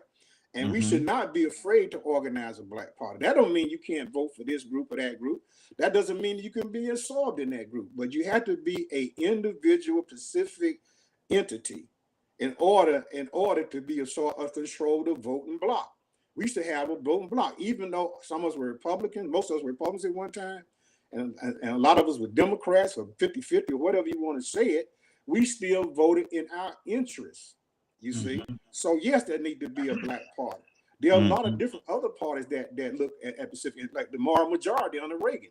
The moral majority was a bunch of white people, but it also included a lot of Black conservatives. A lot of people don't remember that. And the churches, the Black churches, always been conservative. The Muslim almost went Republican in the early 2000s because of the LGBTQ, like the brothers Alphabet. They had alphabets now, IP. You know, that's another conversation altogether, right? Maybe later on, Wild Night Wednesday. But it's very important that we do organize down to the very essence of our community. And it's brought up. We cannot keep asking other people to give us what we need. We have to understand what we need and wait and have resolution of ways that we can get these needs. We cannot resolve the problem of criminality in the Black community if we don't address the problem. We can't ask somebody else to do it and then want to be considered as responsible, independent adults if we cannot resolve our own problem, or at least have a resolution to our problem. Any American citizen, right? You don't need a party to do things. Any American citizen can create a bill to go in the state house, the county, the state house, and the federal government under your jurisdiction. You had to get a senator or a congressperson to take up this bill, and you had to get sponsors to forward the bill other than that. So, you know, yes, it's good to create your own party or your own group with specific interests, right? And build upon that and present your information the best way you can. And have, you know, so everybody else, all countries over the world does it, right?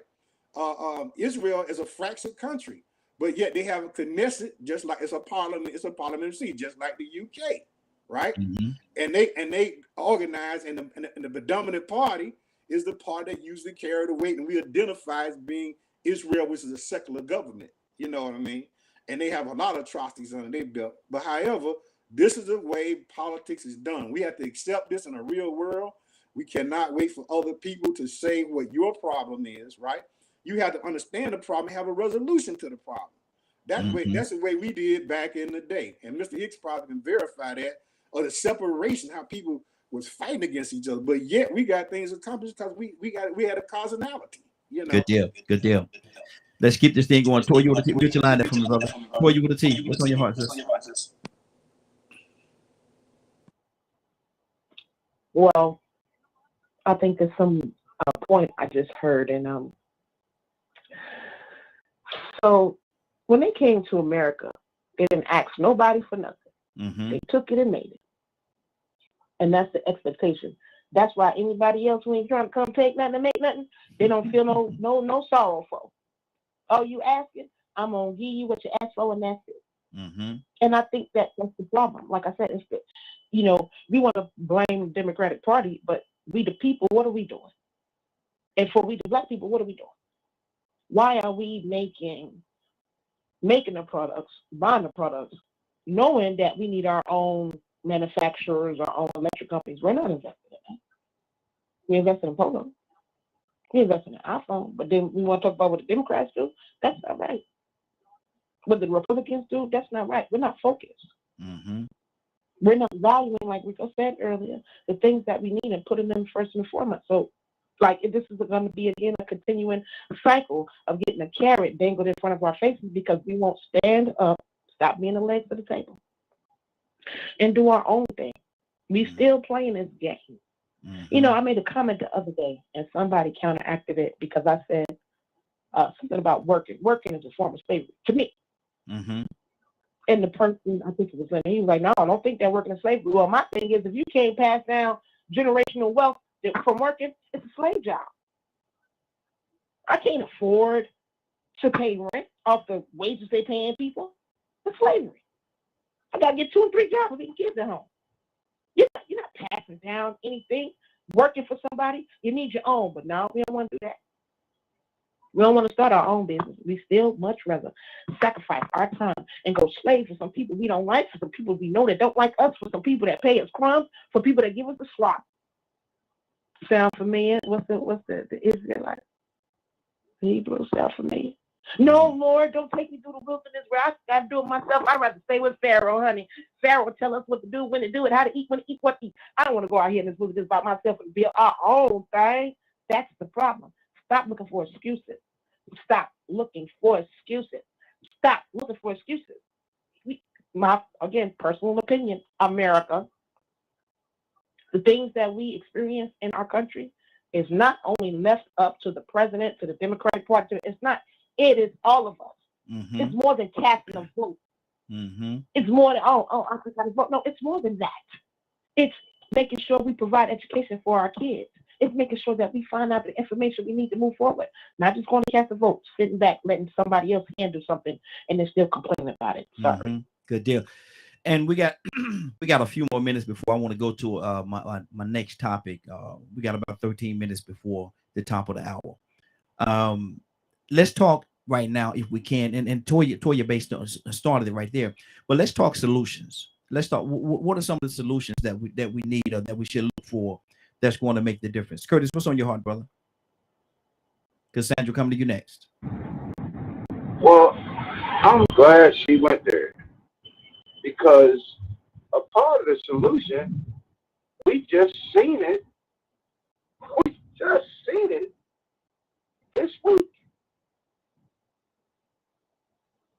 Whenever workers start to unionize, that is a solution. See, what a lot of people don't pay attention to is your power as a collective body.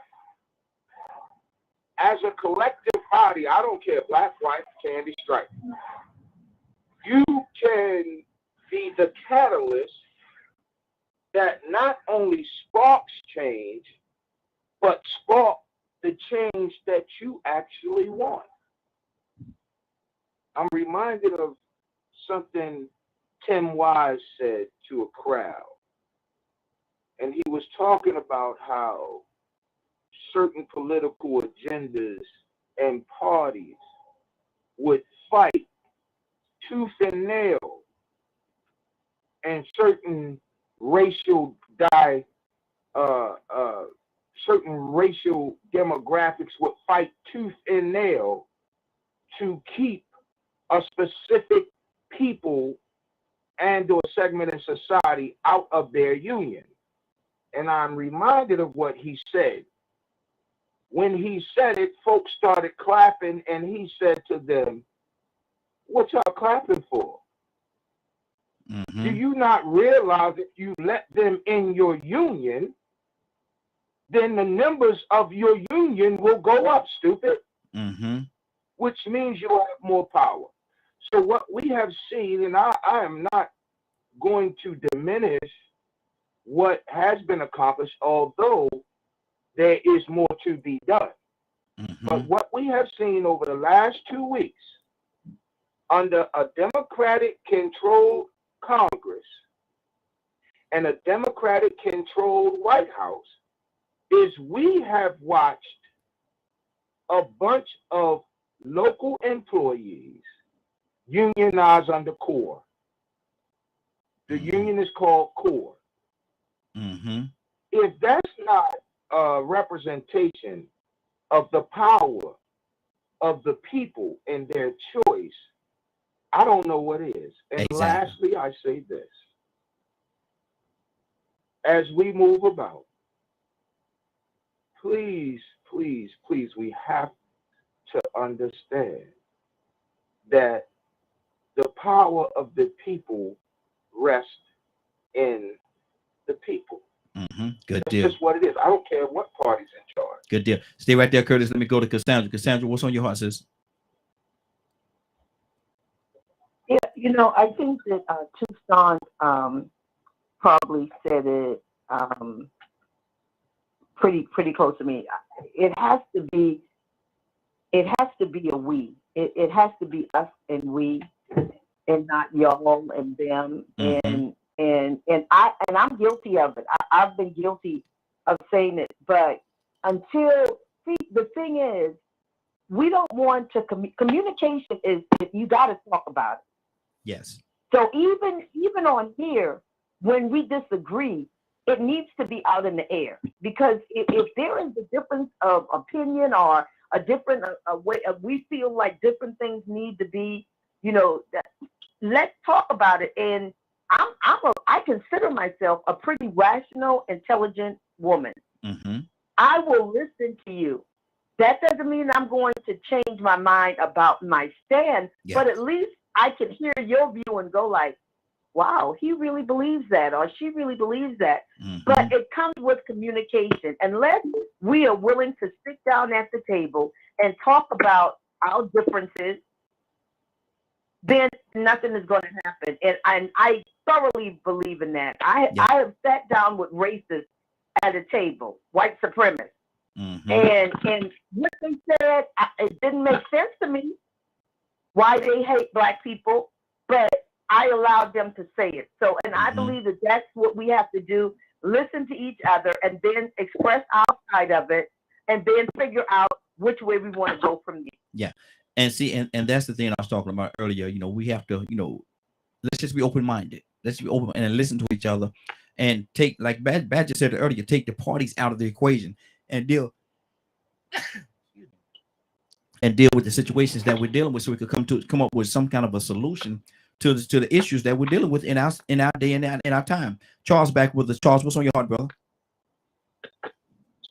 Can't hear you. You're muted. Charles, you're muted. Can't hear you. Can't hear you. While Charles get this line back together, let's go. I think we have VP. VP, good morning, sir. How you doing this morning? VP? Good morning, Raheem. Good morning, Morning Glow. How are y'all this morning? Hey, doing good, sir. Asking a question, man. We got the Democratic and the Republican Party. We're to transition over to another topic, but I want to get your input on this. Do you think we need to come together collectively and form another party that's going to adequately go out there and handle the situations and the issues in our community and communities? Should there be another party? Mm-hmm. He said, "Answer this question right before the time. You know, I don't ever answer the questions right. I think because I've only been on for about 20 minutes, but I'm not sure if somebody had brought it up. But why not? You know, what would be the reason and why not to create a different party? Because just 20 years ago, the Moose Party ran. Well, a little more than 20 years ago, 100 years ago, the Moose Party ran, and nobody batted an eye about who that was. Mm-hmm.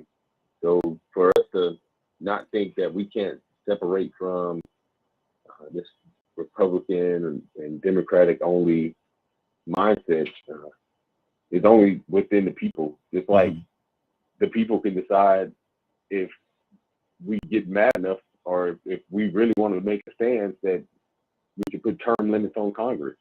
And they shouldn't be allowed to just run over and over and over and over. And I believe that people really are starting to see that trend as well.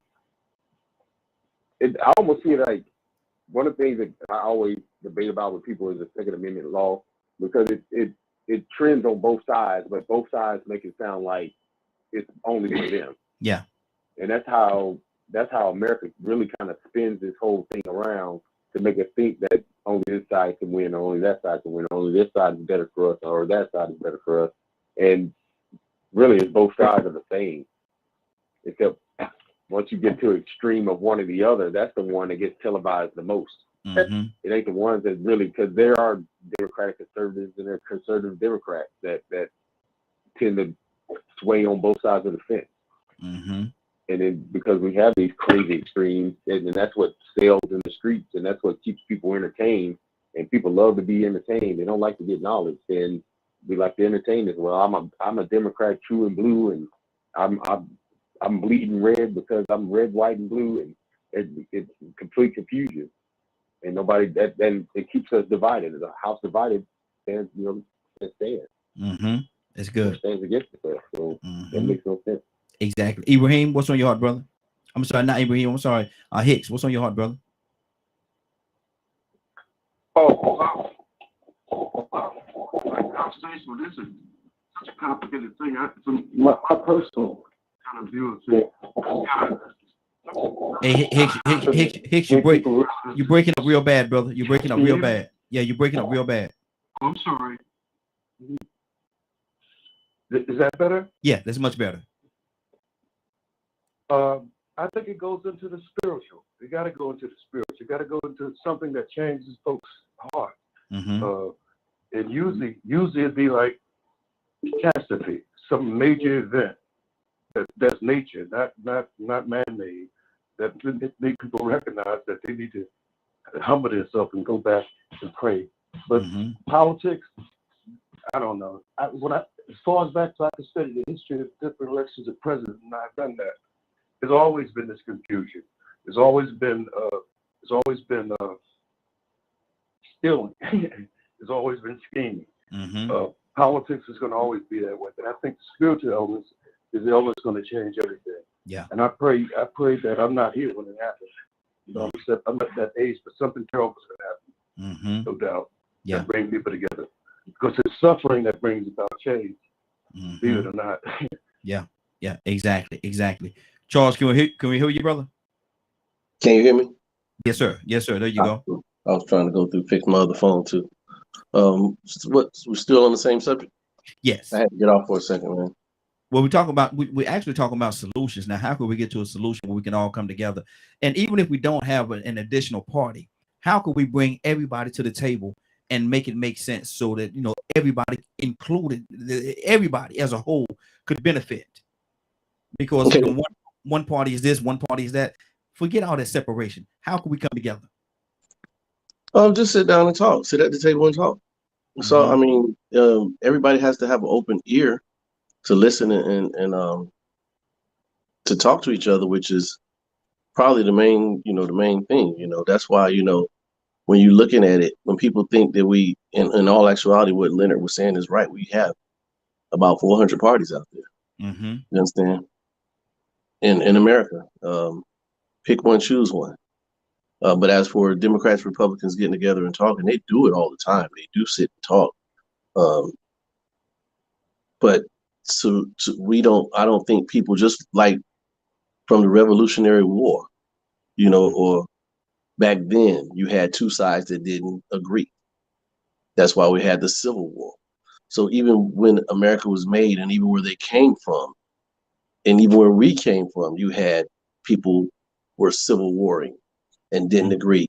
You might have wanted the same result, or somewhat near the same result, but you didn't agree on how to get there.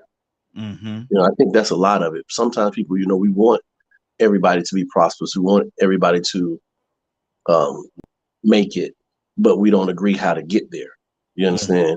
I think that's one of the main things. We just don't have an agreement on how to get there. When you're looking at, like, I said it earlier. I mean, I typed it earlier.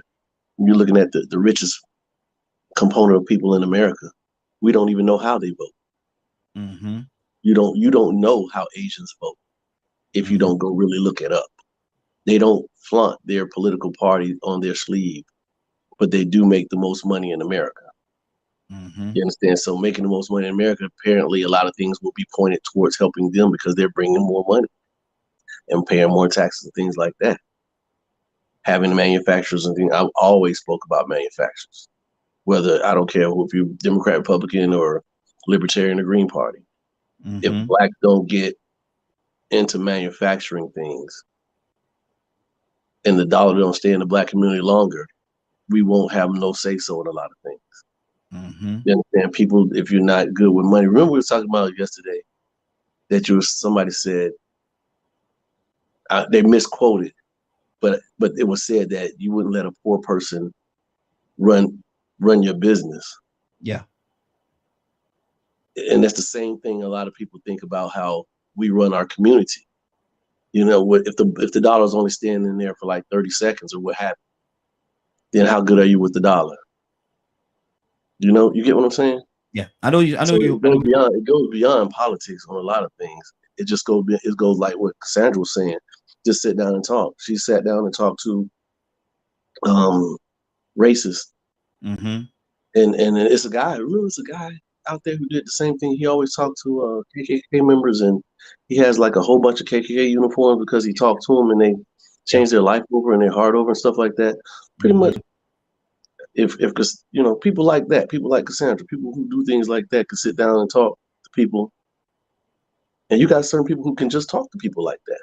And if we can find people that can do those things, and we can find ourselves in our heart to do those things and just talk to each other, you'll sit down and really realize that we have a lot in common with people, man. Yeah, it's a wonderful thing when you sit down with somebody who's different from you and grew up different on the other side of the state or the other side of the country, and your mama did that too. We are exactly. We had a conversation. We had a conversation a couple of weeks ago. We had a conversation based on this a couple of weeks ago where we said we're more alike than we are different, but we just don't take the time to realize and sit down and talk about it and come to that conclusion. Got to keep it moving, Charles. Which is a solution. Exactly. Rico, give me a solution, brother.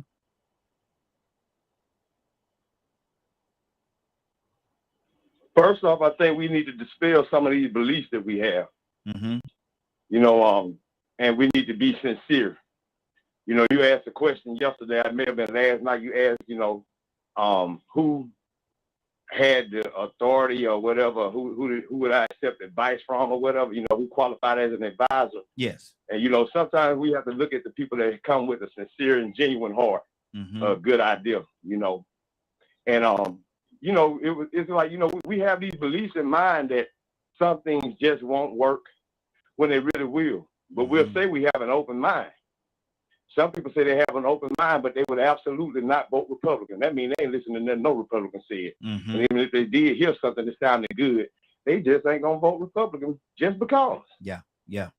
But these same people might say, you know what, I'm open-minded, I'm reasonable, and I'll listen. But they're unconditional loyalty. Mm-hmm. So, we have to get to where, we actually think for ourselves, be self-sufficient, not be so codependent. Some of the things that we value, we may have to realize that we overvalue them, and now we need to put them back in their proper perspective, get a little bit more balance. Mm-hmm. I was looking at when the SCLC was formed, and that started in Montgomery from a group that was called the MIA. And that started off with a black group. But then I went back and looked at the NAACP, and it started in 1908.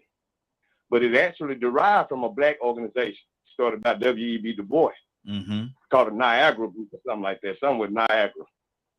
But his organization didn't take off like the NAACP did. Now, they pretty much formed what they wanted to do based off of his ideas, but it took some white abolitionists to come in and get the NAACP off the ground and form an alliance with us to get something done for our best interests. Mm-hmm. And so later on down the road, I think the SCLC probably followed that model. Martin Luther King got involved and they followed that model. So we had two different organizations pretty much fighting for the same right, but one was, completely black started and one was started by white people. Mm-hmm. But it really goes to show you that the formula was put in place to show us what we should pay attention to. Those civil rights groups were formed and they got us to the point that we are now. But I think for some reason when they got certain things accomplished, we felt like the fight was over. So therefore we don't see the participation in these civil rights groups anymore because we don't believe civil rights is an issue anymore. We got access. We got opportunities. Slavery is over. We got all these different beliefs and these different facades, these illusions that we've fallen for that has distracted us from some of the things we should pay attention to. So yes, we should vote, but it's going to take more than a vote. It's going to take consistent participation, interest, and concern in important issues besides having a good time and living your best life. People talk about black economics and black Wall Street. Well, guess what? There is no black economics without black politics. You say, well, you know what? Maybe we need to leave the parties out of it. We can't leave the parties out of it because one of them going to win. Mm-hmm. So we need to do just like these Jewish special interest groups. We need to infiltrate both parties, lobby both parties, stick our nose in both of them business. And like IQ did, he wanted to approach both parties because one of them going to be in charge. We just can't up and say, forget about both parties. It exists.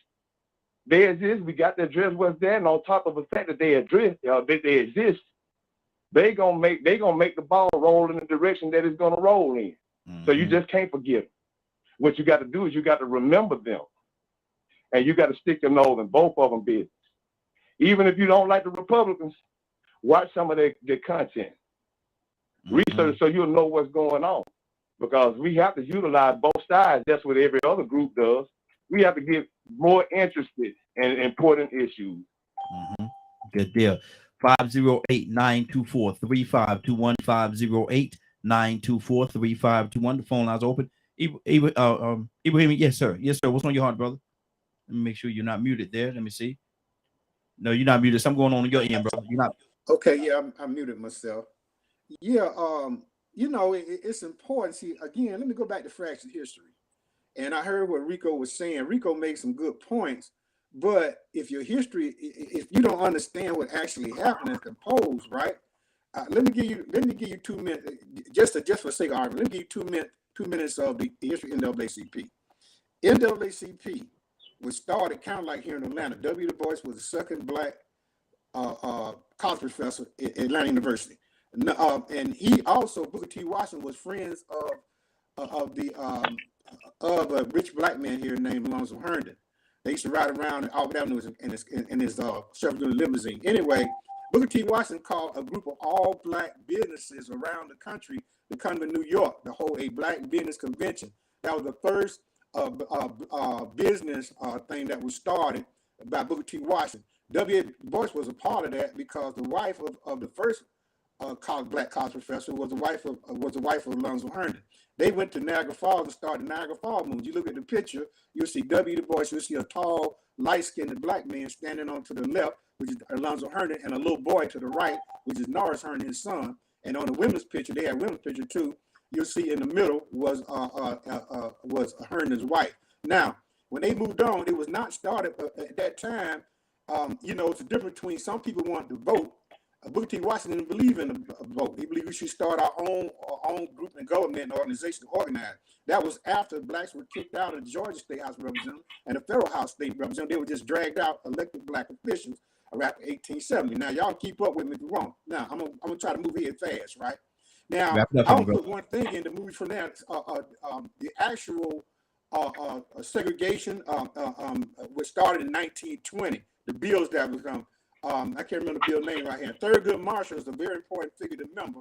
How he changed the vote to go from separate to equal, right, up to what we had today. The civil rights movement really took force after World War II. After World War I and World War II, it took gain on that because soldiers looking for the rights because they had known about the rights of the state's country, black people.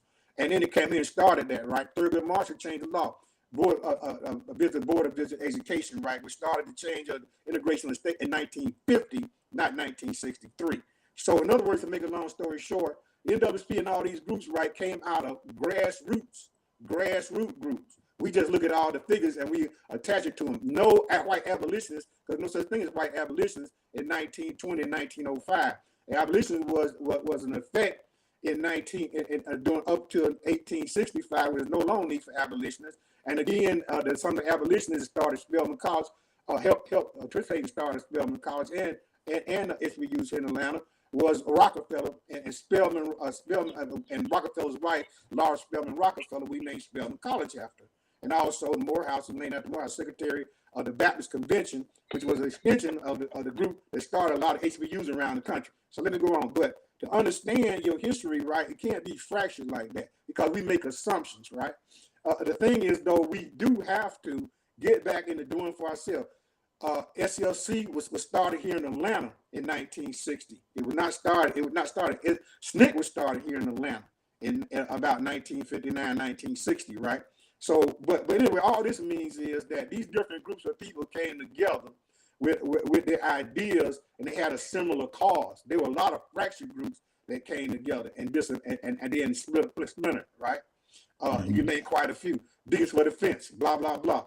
So we get such a bad picture of ourselves. We don't understand the responsibility that we took upon ourselves and how we fought vigilantly and consistently on all different levels to get where we are today. And trust me, we are miles ahead from the time I was born and raised up into the 70s and the 80s, right? We're miles ahead. But we should not look at this as being success. My people look at this, my group look at this as being a successful generation. We didn't have to go through all these things. We had arrived compared to where we came from. Good deal. Got to keep it moving, brother. I definitely appreciate that. Mute your line. Good deal. We got a couple other people that just came in. I'm gonna address them as well. Let me see who was the name. I think I got Public Citizen. Public Citizen, what's on your heart, brother? Good morning. How you doing this morning? Pretty good. I'm doing all right. I got a weird echo. Is that me? No, we hear you. You're fine on this end. Okay. All right. Okay. Yeah. Anyway, so yeah, I was on vacation last week. I went to Mexico, and I talked to my taxi drivers. Always, wherever I went, try to talk to them. And I was interested in, problems, the political problems and stuff. And they just accept the fact that criminal organizations run the country, and they know that, and it's not that different here. We have criminal organizations running things here. They're called corporations. So, they dress different. Maybe they enact their violence differently, but it's the same violence, We still have people living on the streets here and all kinds of suffering. So, you said, what's the solution? What's the problem? Which problem are we talking about? Like Hicks said earlier, there's definitely a spiritual element to it.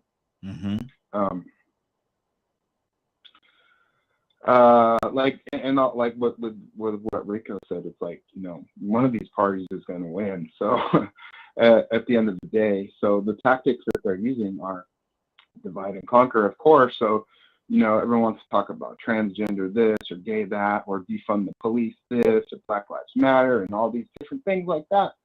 that Republicans love talking about that stuff because that's their bread and butter, and that's how they divide us.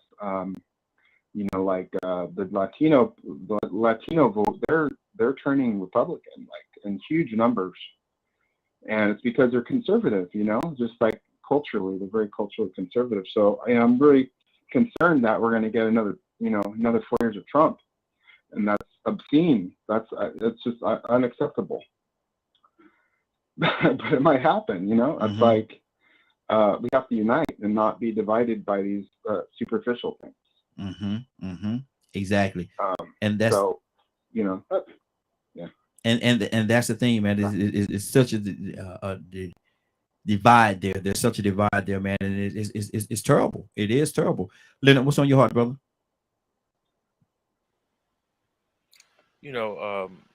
Just listening to what you're talking about, Raheem, and I'm going to yield my time to someone else. Okay. Well, we're actually about to go into our next topic, and this is going to be now I'm getting a little feedback from somebody. I got to figure out where that feedback is coming back from, whose line that is. Raheem. Yes. Raheem. Yes.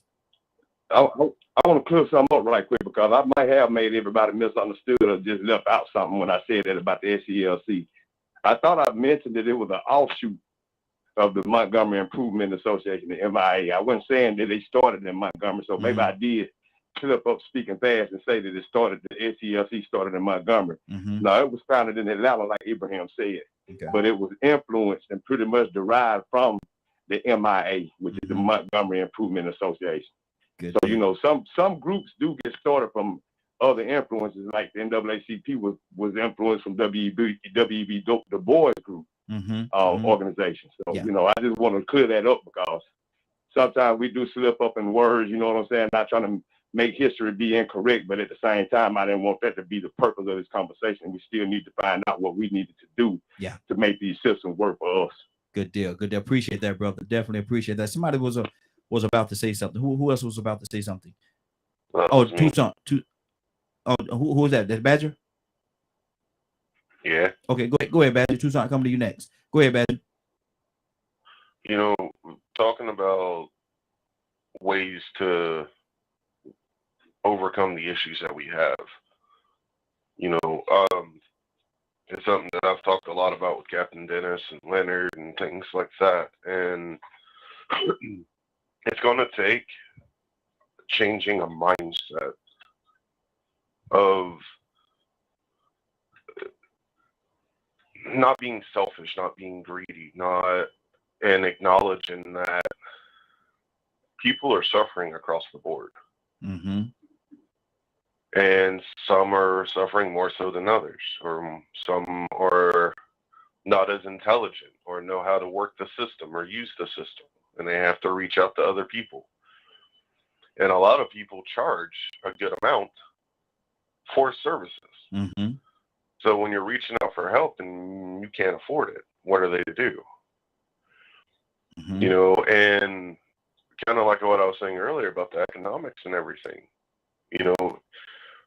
When a lot of us were younger, our communities helped each other. Nowadays, it's hard to find a community where neighbors help neighbors. So something changed from, a community mindset of coming together and working together. Like a lot of what Martin Luther King said, learning to see past certain things and acknowledging that we're all fighting the same fight, yet it's the tools and that they're using to keep us divided. And it's learning to see past those illusions and things that trigger us. I don't know how many times here lately, people are talking about LBGT and people are upset about it. They disagree with it and all these other things. But if you go before MLK, what was the separation in the political world then? It was the racial one, which is still happening today. But now we're adding a whole nother influx of things. So now people are wanting to get upset at them for having a voice, or people are throwing out Jewish people and all these other things. And to me, there's a point that's missing of we the people. Good deal. Good so deal. The people in America, we are we. Wow. Not me saying that y'all are making that. No, we. We are a human race. We are Americans. That's good. That's good. Tucson, you wanted to say something as well? That's good. That's good. Tucson? Yeah, I be like listening and all the time, and we've been doing it for centuries. God is like, why don't y'all all try me? Why don't y'all all get together and repent of your ways? Get together, get your elder, get your youth, get your young people, even if they're still on the breast, get them too. Wow. And gather together and get a solemn fast. Just try it. Just try. Here I am. I am the solution to your issues. If you just sit down, don't put your confidence in man. Because man gonna let you down because they've been letting you down for a long time. Every time you turn from me and seek man, here you wind up in the same predicament. So let's do this again. Let's try this all over again. And once we try that, just try it, we might have a solution. I'm just saying. Cassandra. Yes, sir. I'm going to start this topic off with you, and somebody sent something to me, and I don't know how I feel about it, and I'm gonna lean on y'all to help me get an understanding as to what's going on. I'm gonna read the post here. Like I said, it was sent to me, and I want you to comment from where you're sitting and from your experiences as to what's going on. It says this. It says, "Welcome to America, where individuals can be accused of sexual misconduct. When they try to change, when they try to charge them with criminally, and there is no evidence, they attack their pockets in civil court. Deshaun Watson hasn't played in over a year after signing a $230 million contract.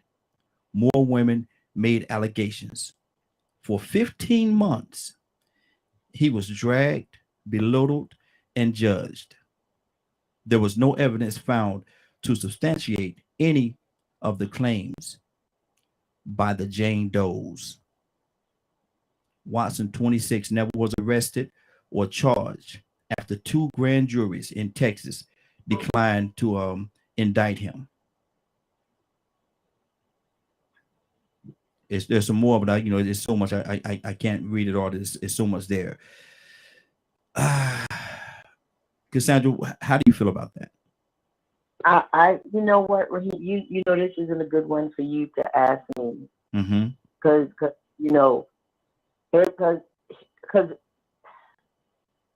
first of all, the first thing people are going to say, all of these women want their money. All of these women want their money. All of these women want their money. Cassandra, could I step in 1 second? Could I step in 1 second? And let me put this in there because this is something that came out yesterday. If I'm not mistaken, there was 24 women. There was 24, I think. There may be more coming out now, but I know at that point it was 24. 20 has settled. Civil courts has settled with him already, and so the 20 is by now. Now there's 4 left, and they're trying to decide what they're going to do with the last 4. But 20 has settled. Okay. Yeah. Listen. But all 24 of those women just made up. I don't want to cuss because it's early in the morning. But all of those women from around the country made up their mind that they were going to get together and conspire against this.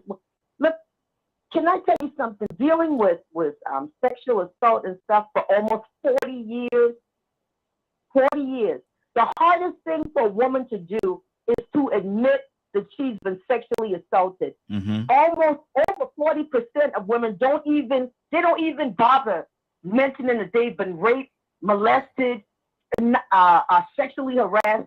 because of the type of attitude that people have toward women when they've been violated. So, you know, I'm not a good person probably to ask for this because this is a extreme passion of mine because I know what I went through with a princess. And athletes, for some reason, a lot of athletes have this macho man image and they feel like they can do what they want to do because they have the popularity, they have the money, all this stuff. I'm gonna leave that right there because, like I said, this is a very touchy subject for me. Good deal. Good deal. Let me go to Willa. Willa, what do you say? And good morning, Willa. How you doing this morning? I'm doing fine, Raheem. Talk to me. What do you think about this situation? Go ahead.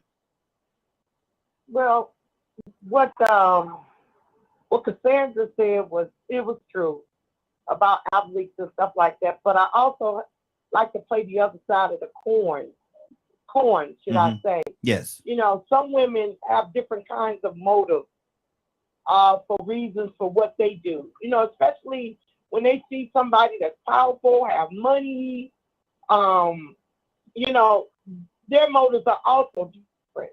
So, yeah, it's a touchy subject because when a woman says no, she means no. Yes, you know, absolutely. Maybe we start out one way and we feel a certain way, but I'm just saying that there's two sides of the coin, and this is the way I look at it. If me myself, was in a position and I knew that I had more to lose than someone else, I wouldn't put myself in a position that would cause me to be in that kind of situation, should I say. My thought process would be different. You know, when you're in a certain position, you have to understand that there are people out there that don't have the same values and morality that you do. You are you getting what I'm saying? Yes. So you got to be careful. You know, I'm a woman, and I definitely side with those who have been violated, but I also don't agree with those who have an agenda. Should I say? That's what I want to say. Good deal. And that's what's on my heart. Rico, what is your stance on this, Rico? I'm neutral because men lie and women lie. I know women that have been raped. I know women that lied about being raped. I know women that allowed things to happen because of who a person was, and I know people that allowed those people to do things they wanted to do because of who they were. That entitlement. You know, we did have a situation where this guy named Jeff Epstein was flying little girls around the world and getting out of prison. You hear me? Getting out of prison every day, going home, still being a big time, super wealthy pedophile. Oh, that's hard to believe, ain't it? Guess what? R. Kelly was found innocent the first time, but everybody knew better. He had enablers, entitlement, and privilege. So, you know, the thing is I don't want to say I have more important things to worry about, but it goes to show you the atmosphere we live in. Sometimes you have people that get in positions and they get money and they get favor and they get privilege and they treat anybody any kind of way. They are disrespectful, have no integrity. They are monsters. And people will still praise them because they could jump high, they could run fast, or they could rap good. Yeah. Wow. Now, Rico, what does it say? What does it say to you, Rico? Well, a woman might take advantage of that situation and say, well, you know what? Okay, Rico. Give him some of this good cooking. Hey, Rico, let me ask you this. What do you say? 20 of the 24 as of yesterday has settled. How do you feel about that? They settled out of court for however much they got. Well, I imagine whoever sued R. Kelly the first time probably wish they would have settled since they didn't get justice. At least you get something out of the deal. OJ did what he did. OJ did that. But the family couldn't get no justice, but they had to hit them pockets. Since that's what everybody loved him so much for, and they just can't. Oh, OJ couldn't do that. Not OJ Simpson. No, the juice. He's a good black guy. Not the juice. He's so well spoken. Not the juice. Oh, he did it. Oh, but it's so hard to believe. It's so hard to believe. You know what? If the glove don't fit, you must have quit. Well, you know what? Let me get them pockets. Good deal. Now hold on, Rico. Hold on. Stay right there, brother. Let me go to let me go to Friday. Huh? Who was that? No, I was gonna say that I guess there is a lot in that. I guess for me, my mind immediately asked a lot of questions. Like, I know that you're supposed to be innocent till proven guilty. I also know that when you're in these positions such as he is, I tend to always drift to original narrative about the capability of certain races being able to hold certain positions and do stuff. And sometimes it can be a situation where, you know, a female will be like, oh, yeah, let me be with you. Oh, yeah, you can touch this or that or whatever. And then have remorse or guilt. And then they want to be like, oh, now I'm going to, you know, say I really didn't want to do that because now they're feeling some type of way. I also think about and question, you know, the integrity of who's around him in terms of the organization. Sometimes if players don't go or make decisions that they want them to do, it's a tactic. And unfortunately, what I do see and don't see, which is not a justification, just a series of questions that I feel like have to go through to really get to the truth of the matter. Not to say that one did it or the other, but what is the basis or the heart of it? Because I also find it interesting that not to say that he is or is not guilty of his behavior. I'm not trying to case, I don't have all the facts. But it makes me question also, I know that there are non-Black athletes that are making similar decisions, lack of better decisions in similar situations, and we never hear about it. Exactly. It never makes the news. Okay. It never comes forward. It doesn't justify them, but I just find it interesting that the narrative is always posterizing one over the other. All right, Preacher, we got to move on now, Preacher. Hold on now. Charles, what's on your heart, brother? What do you say about this whole situation? Now you said that 20 people, 24 people, 20 of them settled out of court. Yes. There's 4 more left. How many was it before he even made any money? It got to 240 million. Now that's we don't know. No, I don't know. Yeah, I don't know. You get it. I mean, not saying that anything out of 24 people. So you think it's a money? You think it's a money thing? You think it's a money thing? No. Okay. Some of them, yes. Okay. Some of them, yes. But some of them have to do with characteristics too. Because out of 20, if I brought up 20, if I got $24 million, $240 million right now, you couldn't find 24 women to say anything bad like that about me. You get what I'm saying? So it's something about what you're doing and what you have done. But then again, it's something about those women also that settled out. So it goes both ways. We really don't know. And it could be a power move by somebody else to get him to do something, or he could just put himself in bad situations with women. It is said, Charles. It is said, Charles, that none of this stuff came to the forefront until he said he wanted to leave Houston, the team of Houston. That's when all this stuff came out. Nothing was out there before that. Nothing. Right. So why not? Where were these people at before that? Who they might have been there. You understand? They might have been there and they've been told we don't know. Don't say anything. Don't say anything until I feel, because I got in the wind that he gonna leave. Or he gonna try to leave. But it's kind of weird how it's played out. And the message that you got, it is a control mechanism, but sometimes we put ourselves in the situations that it could be used against us.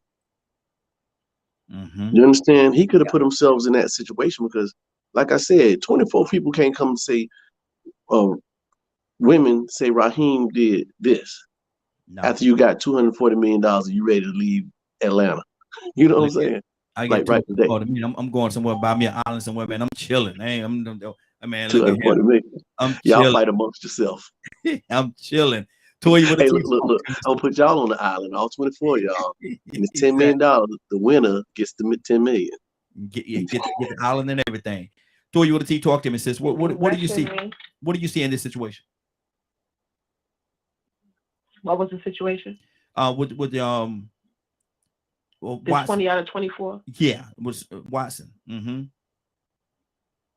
Well, you know, I mean, hey, to each his own. You know, you can't change people, but some people feel like a financial payment is well enough for pain and suffering. Mm-hmm. You know, that's the law, right? That when you have an issue, someone does something to you, restitution and pain and suffering is something that they feel like you deserve financially because they can't take back or change some of the things that happen. Mm-hmm. So most people, if they can't get justice, you know, some people might want to kill a person, but you can't kill them. But here go $3 million. Mm-hmm. You know what I mean? So it's, again, to each his own. You know, some people in our America, the focus is money. Money is the root. No. The love of money is the root of all evil. Mm-hmm. So if you're willing to subject your children, your husband, your man, or someone to something that may not be right, and there's found in the court of law that there's wrongdoing, there's a financial payment for that. Mm-hmm. You know, and those people took it versus where the other four maybe looking to fight for something more than it's not about money for them. And that's their right. That's their individual right to feel like, you know, I don't want money. It's not about money. But at the end of the day, if you walk away broke, what are you going to say? That I wish I had? No, if it's about the principle, stand on the principle and keep it moving. But everybody, you know, we have a choice for a reason. Mm-hmm. And some people want to take a financial buyout. That's what the law is for. Yeah, exactly. Leonard, talk to me, brother. What's on your heart? Leonard? Is there a particular no question that you had? No, not at all. What do you think about the whole scenario, the whole ball of wax, man? This okay. Like I said earlier, man, none of this stuff came out, and I don't know, you know, I don't know, but none of this stuff came out until he said he wanted to leave Houston, and then all of a sudden you got all these women that's coming out of the forefront saying, well, he did this and he did that. There's always a motive and an agenda. Mm-hmm. I don't have no emotions about the issue because I'm about facts and evidence. Mm-hmm. And this notion that you can just accuse somebody of something needs to stop. And everybody needs to be tried in a court of law. There should be no civil settlements without criminal convictions. Mm. Well, that's what happened with OJ and I think exactly, because that's why that's how you benefit. That's how a person benefits. You play the victim game. Mm. Let me tell you something. I ain't but 51. And I've been in a room full of whores willing to do whatever you want them to do. And it's up to them to make the much money as they can on that evening. Do you understand me? They just gave Bill Cosby just paid somebody $500,000 in a civil suit about somebody he supposedly 1975. a minor in 75. 1975. Yep. With no evidence. Mm-hmm. Man, stop it. Mm-hmm. Stop it. You can't make bad decisions Tuesday night and wake up Wednesday morning and accuse everybody of sexual rape. And there's a difference between gang rape and gang bang. They say this young lady was I think they're 15, supposed to have been 15 years old in the Playboy's mansion. 15, 16-year-old, blah blah blah. How you in my house? Did he bring her with him? Probably not. No, because one, they were hired probably for that evening. Mm-hmm. So they were prostitutes.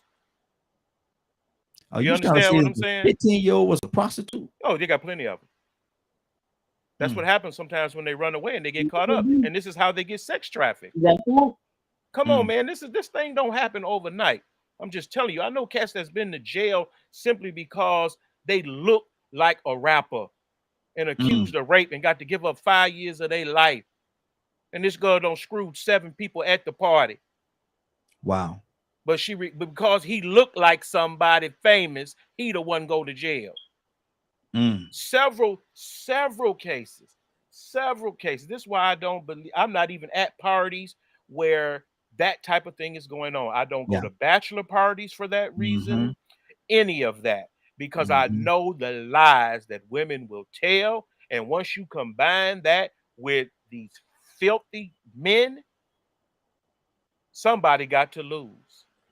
Leonard, you just make it like everybody just dirty and nasty. Well, Everybody yes, I don't know about you, bro, but I don't be sitting here living in them types of world y'all be living in. I know nasty, filthy people. It is and nasty. that's what they focus It is on nasty. every day, bro. It's They don't nasty. sit around playing no games. We going to a gang bang tonight. Wow. We just this past You're right. weekend, You're right. you know It is how nasty. many orgies happened Dog, in man, Atlanta, Georgia? Hold on, can't hear both of y'all. Can't hear both of y'all. Can't hear both of you. One at a time. Can't hear both of you.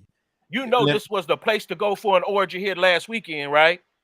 Nah, I didn't know, brother. I didn't know. I don't keep up on that. Because you don't be on social media. All the sex parties due to Pride Month.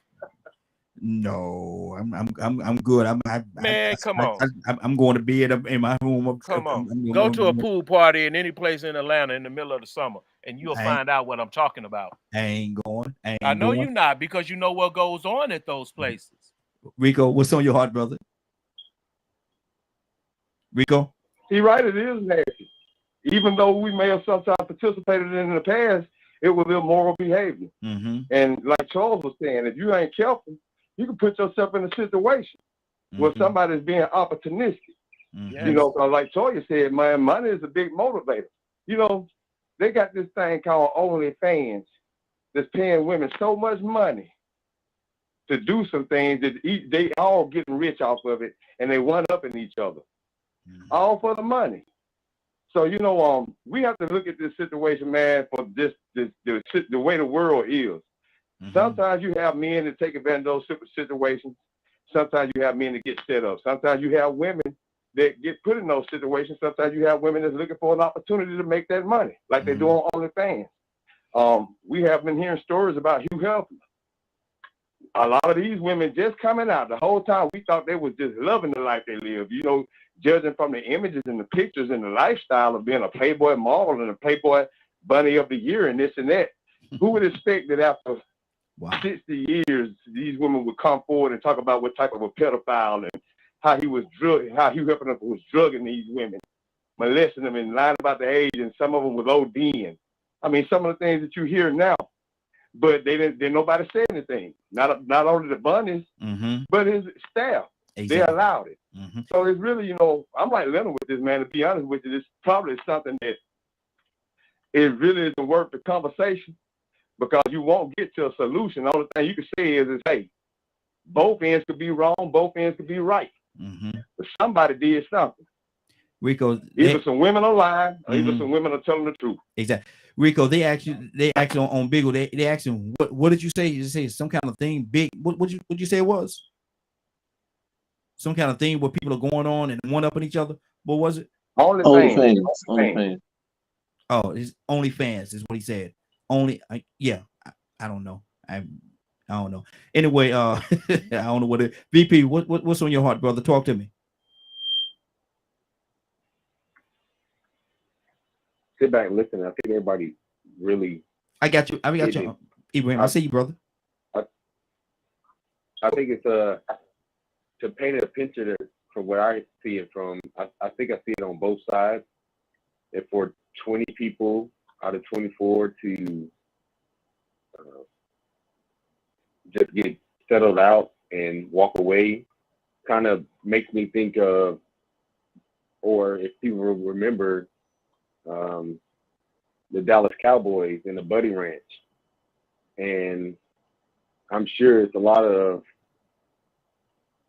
secular things going on during those adventures in the 90s when the Cowboys were in their highest. And Houston had to have him feel that same way, because he went to the same place to get the same service. And if women talk, and some women may not describe what happened to them, but they'll describe maybe a benefit of it. And like Toya said, this is a pay for benefit or a pain for benefit type thing. So when he goes and wants to leave Houston and he's going to the same service, he's probably having somebody or in the organization hiding what's going on. And when he wants to leave, they let it out, wanting to crash his career. But not knowing that Cleveland was going to give this man this much money, Cleveland is obviously probably is willing to pay for Hush so he can get on the field because it's been a year. And they need to justify why they have to pay him this money. And that's probably one of the reasons why 20 of them just settled out without making it any bigger. And the 4 that's holding out are really a real case that we need evidence to find out about. Wow. It's a lot, man. It's a lot going on with this thing here, man. And there's a lot of different there's a lot of hidden facts out there that have to come to the forefront before people can really make a determination. Should we question the ones that and Ibrahim, should we really question the ones that the 20 that is taking the money? Should we question them? Ibrahim, can't hear you, brother. Can't hear you. You're not muted on this end, brother. It's on your end. And while you do that, let me go to Hicks. Hicks, what's on your heart, brother? It seems to me it points to something that's been obvious in the last few years, is that the rule of law. The essence of the thing is that a person is considered innocent until proven guilty. Most times people are tried by the interests of the different medias. We watch politicians, big politicians, millionaires, multimillionaires, testify before Congress and perjure themselves with no response. Yeah. We watch them violate the rules all the way down. Comey, Clapper, and on both sides they're out. But there's the basic thing that's gotten away from is that evidence thing. You know, it reminds you of the lynching in the South when a white woman just say something so they had looked at her or did something and they lynch them without evidence. You know, and that's what this the basic ethic.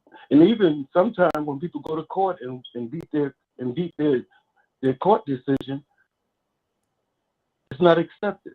You know, it's for instance, the 2016 elections was the thing that compared to sports and martial arts. Two combatants on a field to compete. One win, and there's no audible like acceptance of the defeat. You know, it's even the last one with Trump and this thing here. Elections show the results, and then it's just like, okay, if you win, you lose. If you lose, you win. And this may happen both sides. Everybody, both sides of the aisle is contested the results. So you have people, us lower people looking at law, and we recognize on the street level how it really operates. And you're considered, guilty before being proven. Before being proven, unless you have money or have influence, you can never get a fair hearing. Exactly. Because everybody want to win. But rule of law, it got to start from the top. I think when people start seeing people held accountable in the political scene that they've been televised on television, people seeing people right in front of them lying and nothing happened. Rule of law. Exactly. Toussaint, what's on your heart, brother? I'm just listening. I guess them great reverends J.R. Bailey, Rudy Clark, and Ken Williams wrote a song, and they say everybody plays a fool sometime. Wow. See, what we do is we show up to stuff, and we don't know the results of it till it happens, and it all thins out. I used to get invited to parties, and they say, "You can't bring your children." What? If my children can't go, I ain't got no business there. Yeah. You know something going on. Some buffoonery is going on. Yeah. Somebody doing something that a child can't see. And people people get invited, especially when they got a couple of dollars coming. They never was able to get there, but time they get that contract, they say, hey man, we got this thing going on. It's a private gathering. Mm-hmm. Only the elite, you know.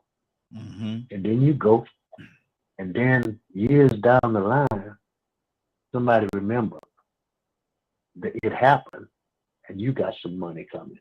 Mm-hmm. Mm-hmm. Yeah, exactly. These preachers sang that song. Everybody plays a fool sometimes. Sing it right. No exception. Right. Yeah. Ibrahim, what's on your heart? Can we hear you? Can I speak next? Yes. Ibrahim? We still can't hear you, brother. You got something going on over there, man. There's something going on with your line. I don't know what it is. It's on your end, though, brother. Go ahead, Badger. Badger? Sorry, I hadn't unmuted my line, so Abraham could talk. You know, when I hear about things like this, I get upset because you got to figure out if it's true or not. Mm-hmm. And to me, what I would like to see is if it's something that's true, for them not to settle out of court and actually make that man be responsible for the atrocities that he did. I hope I pronounced that right. Mm-hmm. Because then, to me, it gives the illusion that you can do heinous things to people, and all you got to do is give them a paycheck. Which is one of the things I think is wrong with our current society, is you can literally pay somebody off and get away with murder, rape, assault, and all kinds of things like that. Mm-hmm. And I think over time, it's given this illusion that it's acceptable to do this if you have money. Mm-hmm. So for me, I'm not saying that they don't deserve any money. I just want to see the people that are doing it. If it was a common citizen, they'd probably end up in prison, right? Mm-hmm. Absolutely. So why isn't that basketball player? Why isn't this politician or Hollywood star? Mm-hmm. You know, you can go all the way to the Johnny Depp and Amber Heard junk. You know, and it's, you know, something Cassandra was saying, you know, a lot of people are going to say these women are gold diggers. And most of the they're saying there's no evidence, but is that 100% true? How much stuff is actually being put behind closed doors? Wow. So it's, do we want the person to be proven guilty or not? And if so, don't let them just get away with just paying somebody off. Mm-hmm. That's good. That's good. Ibrahim, can we hear you? Can you say something, brother? No, we can't hear you. Curtis, what's on your heart, brother? Wow, Raheem. You know, for the sake of, I have daughters, you know, but I'm reminded of such people as DeMarcus White. I'm reminded of such people as that cornerback y'all have down there in Atlanta. I'm reminded of so many people, even down to my oldest boy. Are you looking for home sharing? I don't know what to say, but I do know to say this. Is that there's an element of people I'm not sure if we go in is that in your background, Curtis? They're talking. Is that in your background?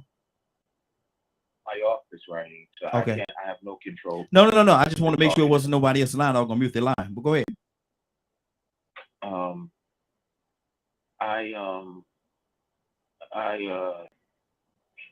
I seen this happen to my son, the false claim. Mm-hmm. And at that, only 8 years old. Mm-hmm. Right? And I'm reminded of, in this society, there's an element of power brokers who will exert their power at any opportunity and utilize anything to destroy, especially a young African American male's character. Mm-hmm.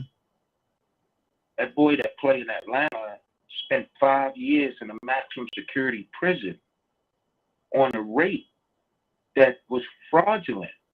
And for those of you who don't know, the worst thing you want to go to jail for, there's two things that you do not want to catch time for. Raping a woman, molestation of a child. Mm-hmm. Because you're going to go through it, man. Yeah. You might have been heterosexual, but there's a good chance you're going to come out feeling, you know, a little different. LGBTQ. Mm-hmm. So it is amazing to me that when that young man honestly said that he wanted to be traded, all of a sudden these women come out the woodworks. That's when the spit hit the fan. And I'm not saying they wasn't. It's not valid because I don't know. I don't know all the evidence. I don't know what really happened. But I'm not going to pass judgment and say that he did it, and I'm not going to pass judgment and say that he didn't. Good deal. Good deal. But a lot, I don't know, man. I don't want to sound condescending or I don't want to sound like, you know, I'm speaking against women because by all means I'm not. But it's just funny to me how it just appears to be like this get in your place. Yeah, yeah. Hold it right there, because we got a few more minutes, man. I'm gonna try to catch up with Ibrahim. Ibrahim, can I hear you? Man, you got issues over there, brother. You got some issues over there, brother. I don't know what it is, man. It's on your end, though. It's definitely on your end. Cassandra, what's on your heart? Talk to me.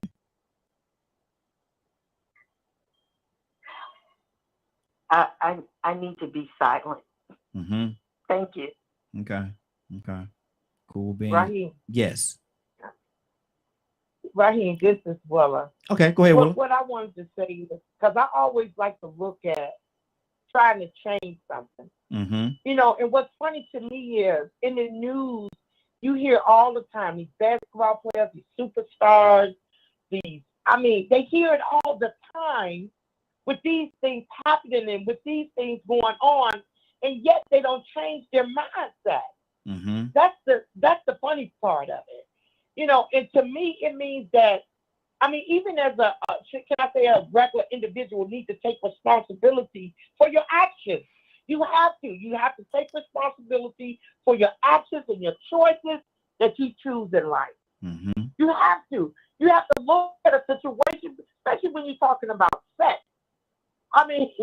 When it comes to sex, all it takes is sometimes a conversation. Mm-hmm. Sometimes it takes just a kiss or a touch. It just depends. Mm-hmm. But in that, with doing that, I hope you thought about what you was going to do before you do. But when you're having sex, before you have sex, sometimes people drink, or sometimes people because that puts you in a different place. You wake up you wake up sometimes and don't even know the person you with. Come on now, that was irresponsible. Mm-hmm. So my thing is, you have to be responsible. I don't care how high you are or how low you are. Mm-hmm. If you don't want consequences for your choices, you got to be responsible. Yeah. You got to. You got to.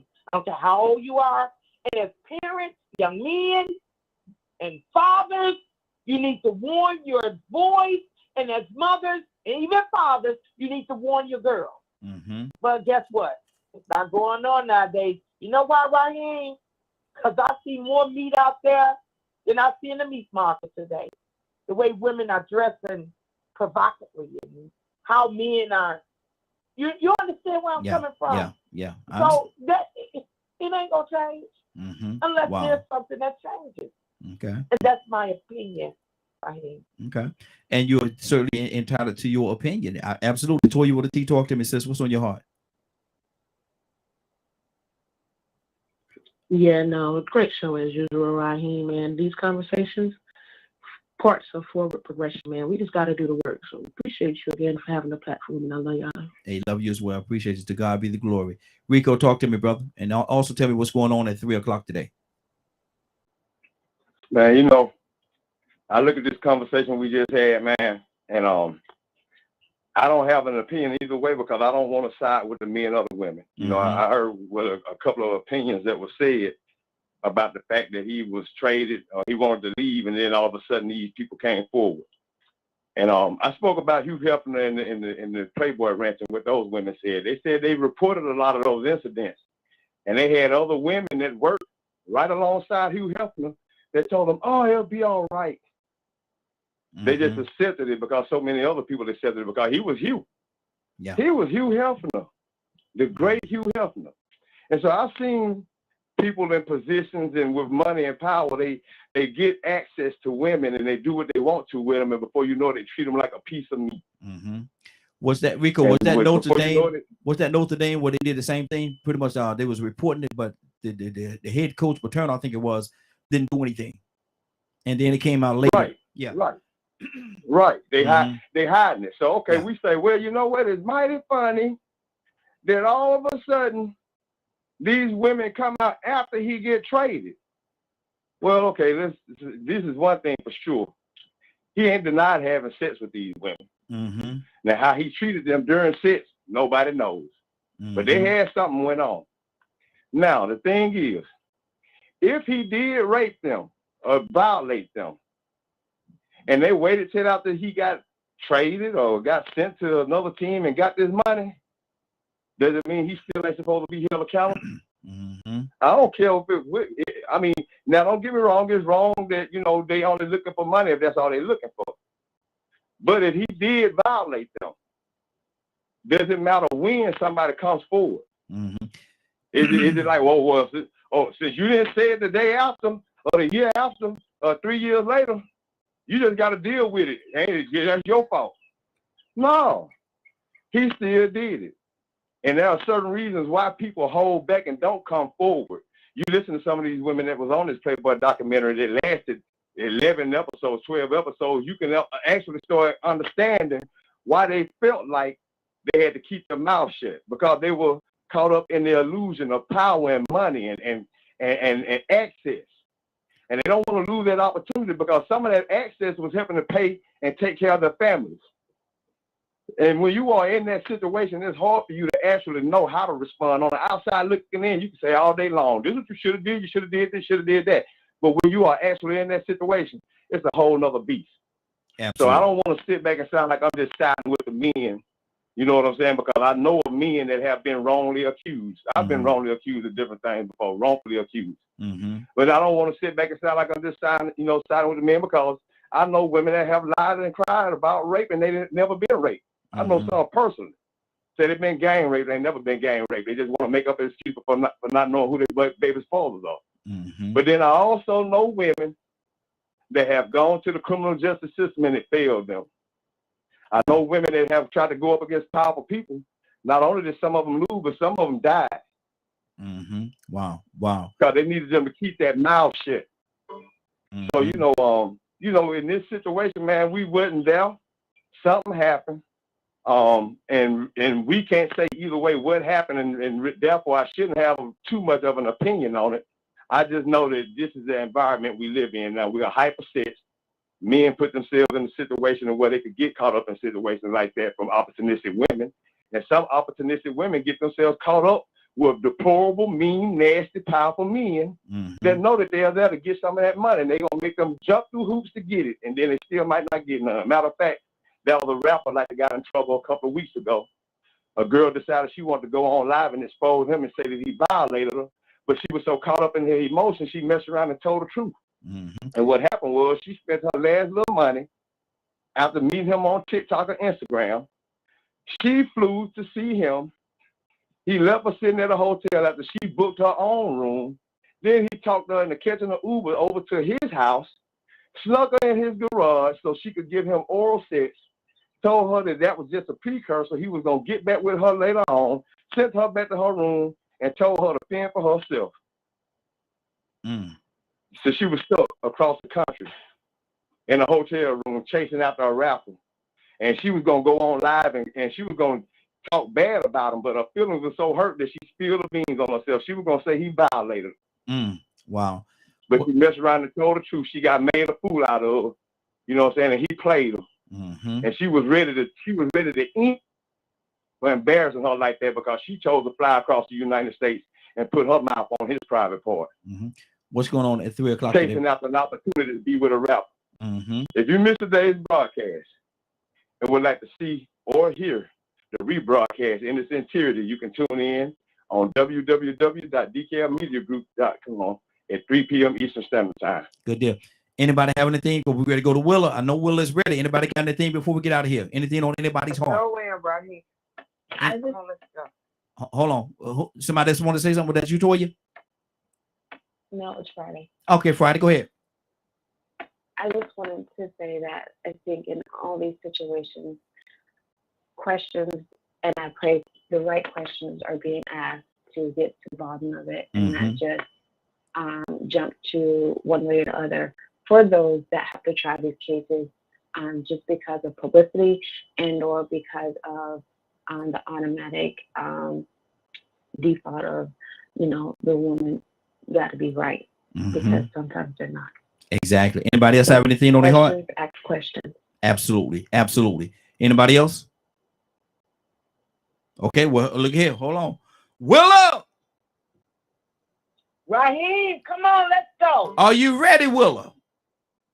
I am so ready to receive the word of God. Let's go. Well, let's go. Let's go, Raheem. Let's go. Let's go. Father, we thank you, Lord. Thank you for allowing us to come to your throne, Lord. Father, we coming to you this morning with expectations, Lord. Father, we're asking you to help us with directions in this life, Lord. Father, we can't do anything without you. Father, we know it's you that allow the Holy Spirit to lead us, guide us, and direct us in this evil and wicked world. Father, we love and honor you this morning, and we give you the praise. I'm asking you to touch each and every last one that's on this line. Touch Raheem. Keep giving them directions, giving them guidance on the things that we need to discuss and the things we need to do.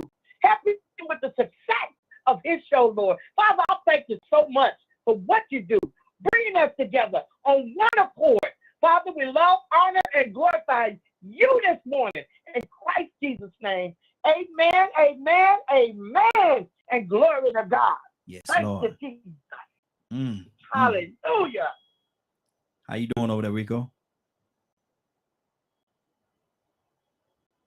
Awesome, man. Awesome. You know what I'm saying? This is the perfect way to end it for me. If not everybody else, it's the perfect way for me to see it end in this way. Good. Leonard, what's on your heart, brother? You good? Yes, I am, Raheem. I hope everybody have a blessed day. Good deal. I got to look into these elections and find out what went on, man. Who won? I know Erica. I know she won. She actually came on the broadcast. She had a runoff yesterday, and I know she got her seat. So that's a good thing to know that she won. I had to call Bishop and find out, how Adams was in her runoff as well. Yeah, that's what I said. I had to call Bishop and find out how they come out for him and everything. I hope everything went well in that regard too. And everybody, man, I just hope it went the way that we wanted it to go. Right, wrong, good, bad, indifferent, whatever it is. Hope that everything worked out. But listen, we're going to get out of here for today, man. This has been a great broadcast. I want to thank each and every one of y'all, man. Y'all amazing, man. Y'all are amazing. It's amazing the team that God has put together here. Thank each and every one of you, man, for the time that you all put in here, man. And hopefully, I believe we're helping some people. I really believe we're helping some people somewhere along the path. We're helping some people, man, and we'll probably never meet them. We'll probably never meet them. Probably never have a conversation with them. But we planted the seed in them, that hopefully they're going to be able to use and go forward and help them to overcome some of these trials and tribulations that they're going through in their everyday life. So I think we're making a difference. With that being said, it is now 10:09. I want to thank everybody for joining us. And more than that, I want to thank you for allowing DK, your media group, and associates, and the Morning Glow for being a part of your day. It is now 10:09. You're about to exit the Morning Glow. But before you go, I want you to do me two favors, if you will. One, I want you to continue to pray for us because we're certainly praying for each and every one of you. Number two, why this is real simple. I want you to go out there, find somebody, and give them a hug because you never know. It could be the only hug that they get, or it could very well be their last. Love you, and ain't nothing you can do about it. Have a great day and a better tomorrow. And we shine some of this light of you from the Morning Glow. Take it out there into this wicked and cruel world that we live in, and let your light so shine. If you get an opportunity, give somebody some love. You just might find some love in return. Won't that be a beautiful thing? Have a great day and take care of each other. And please, please, please be blessed. Love you. Have a great day. Talk to you tomorrow. God say the same.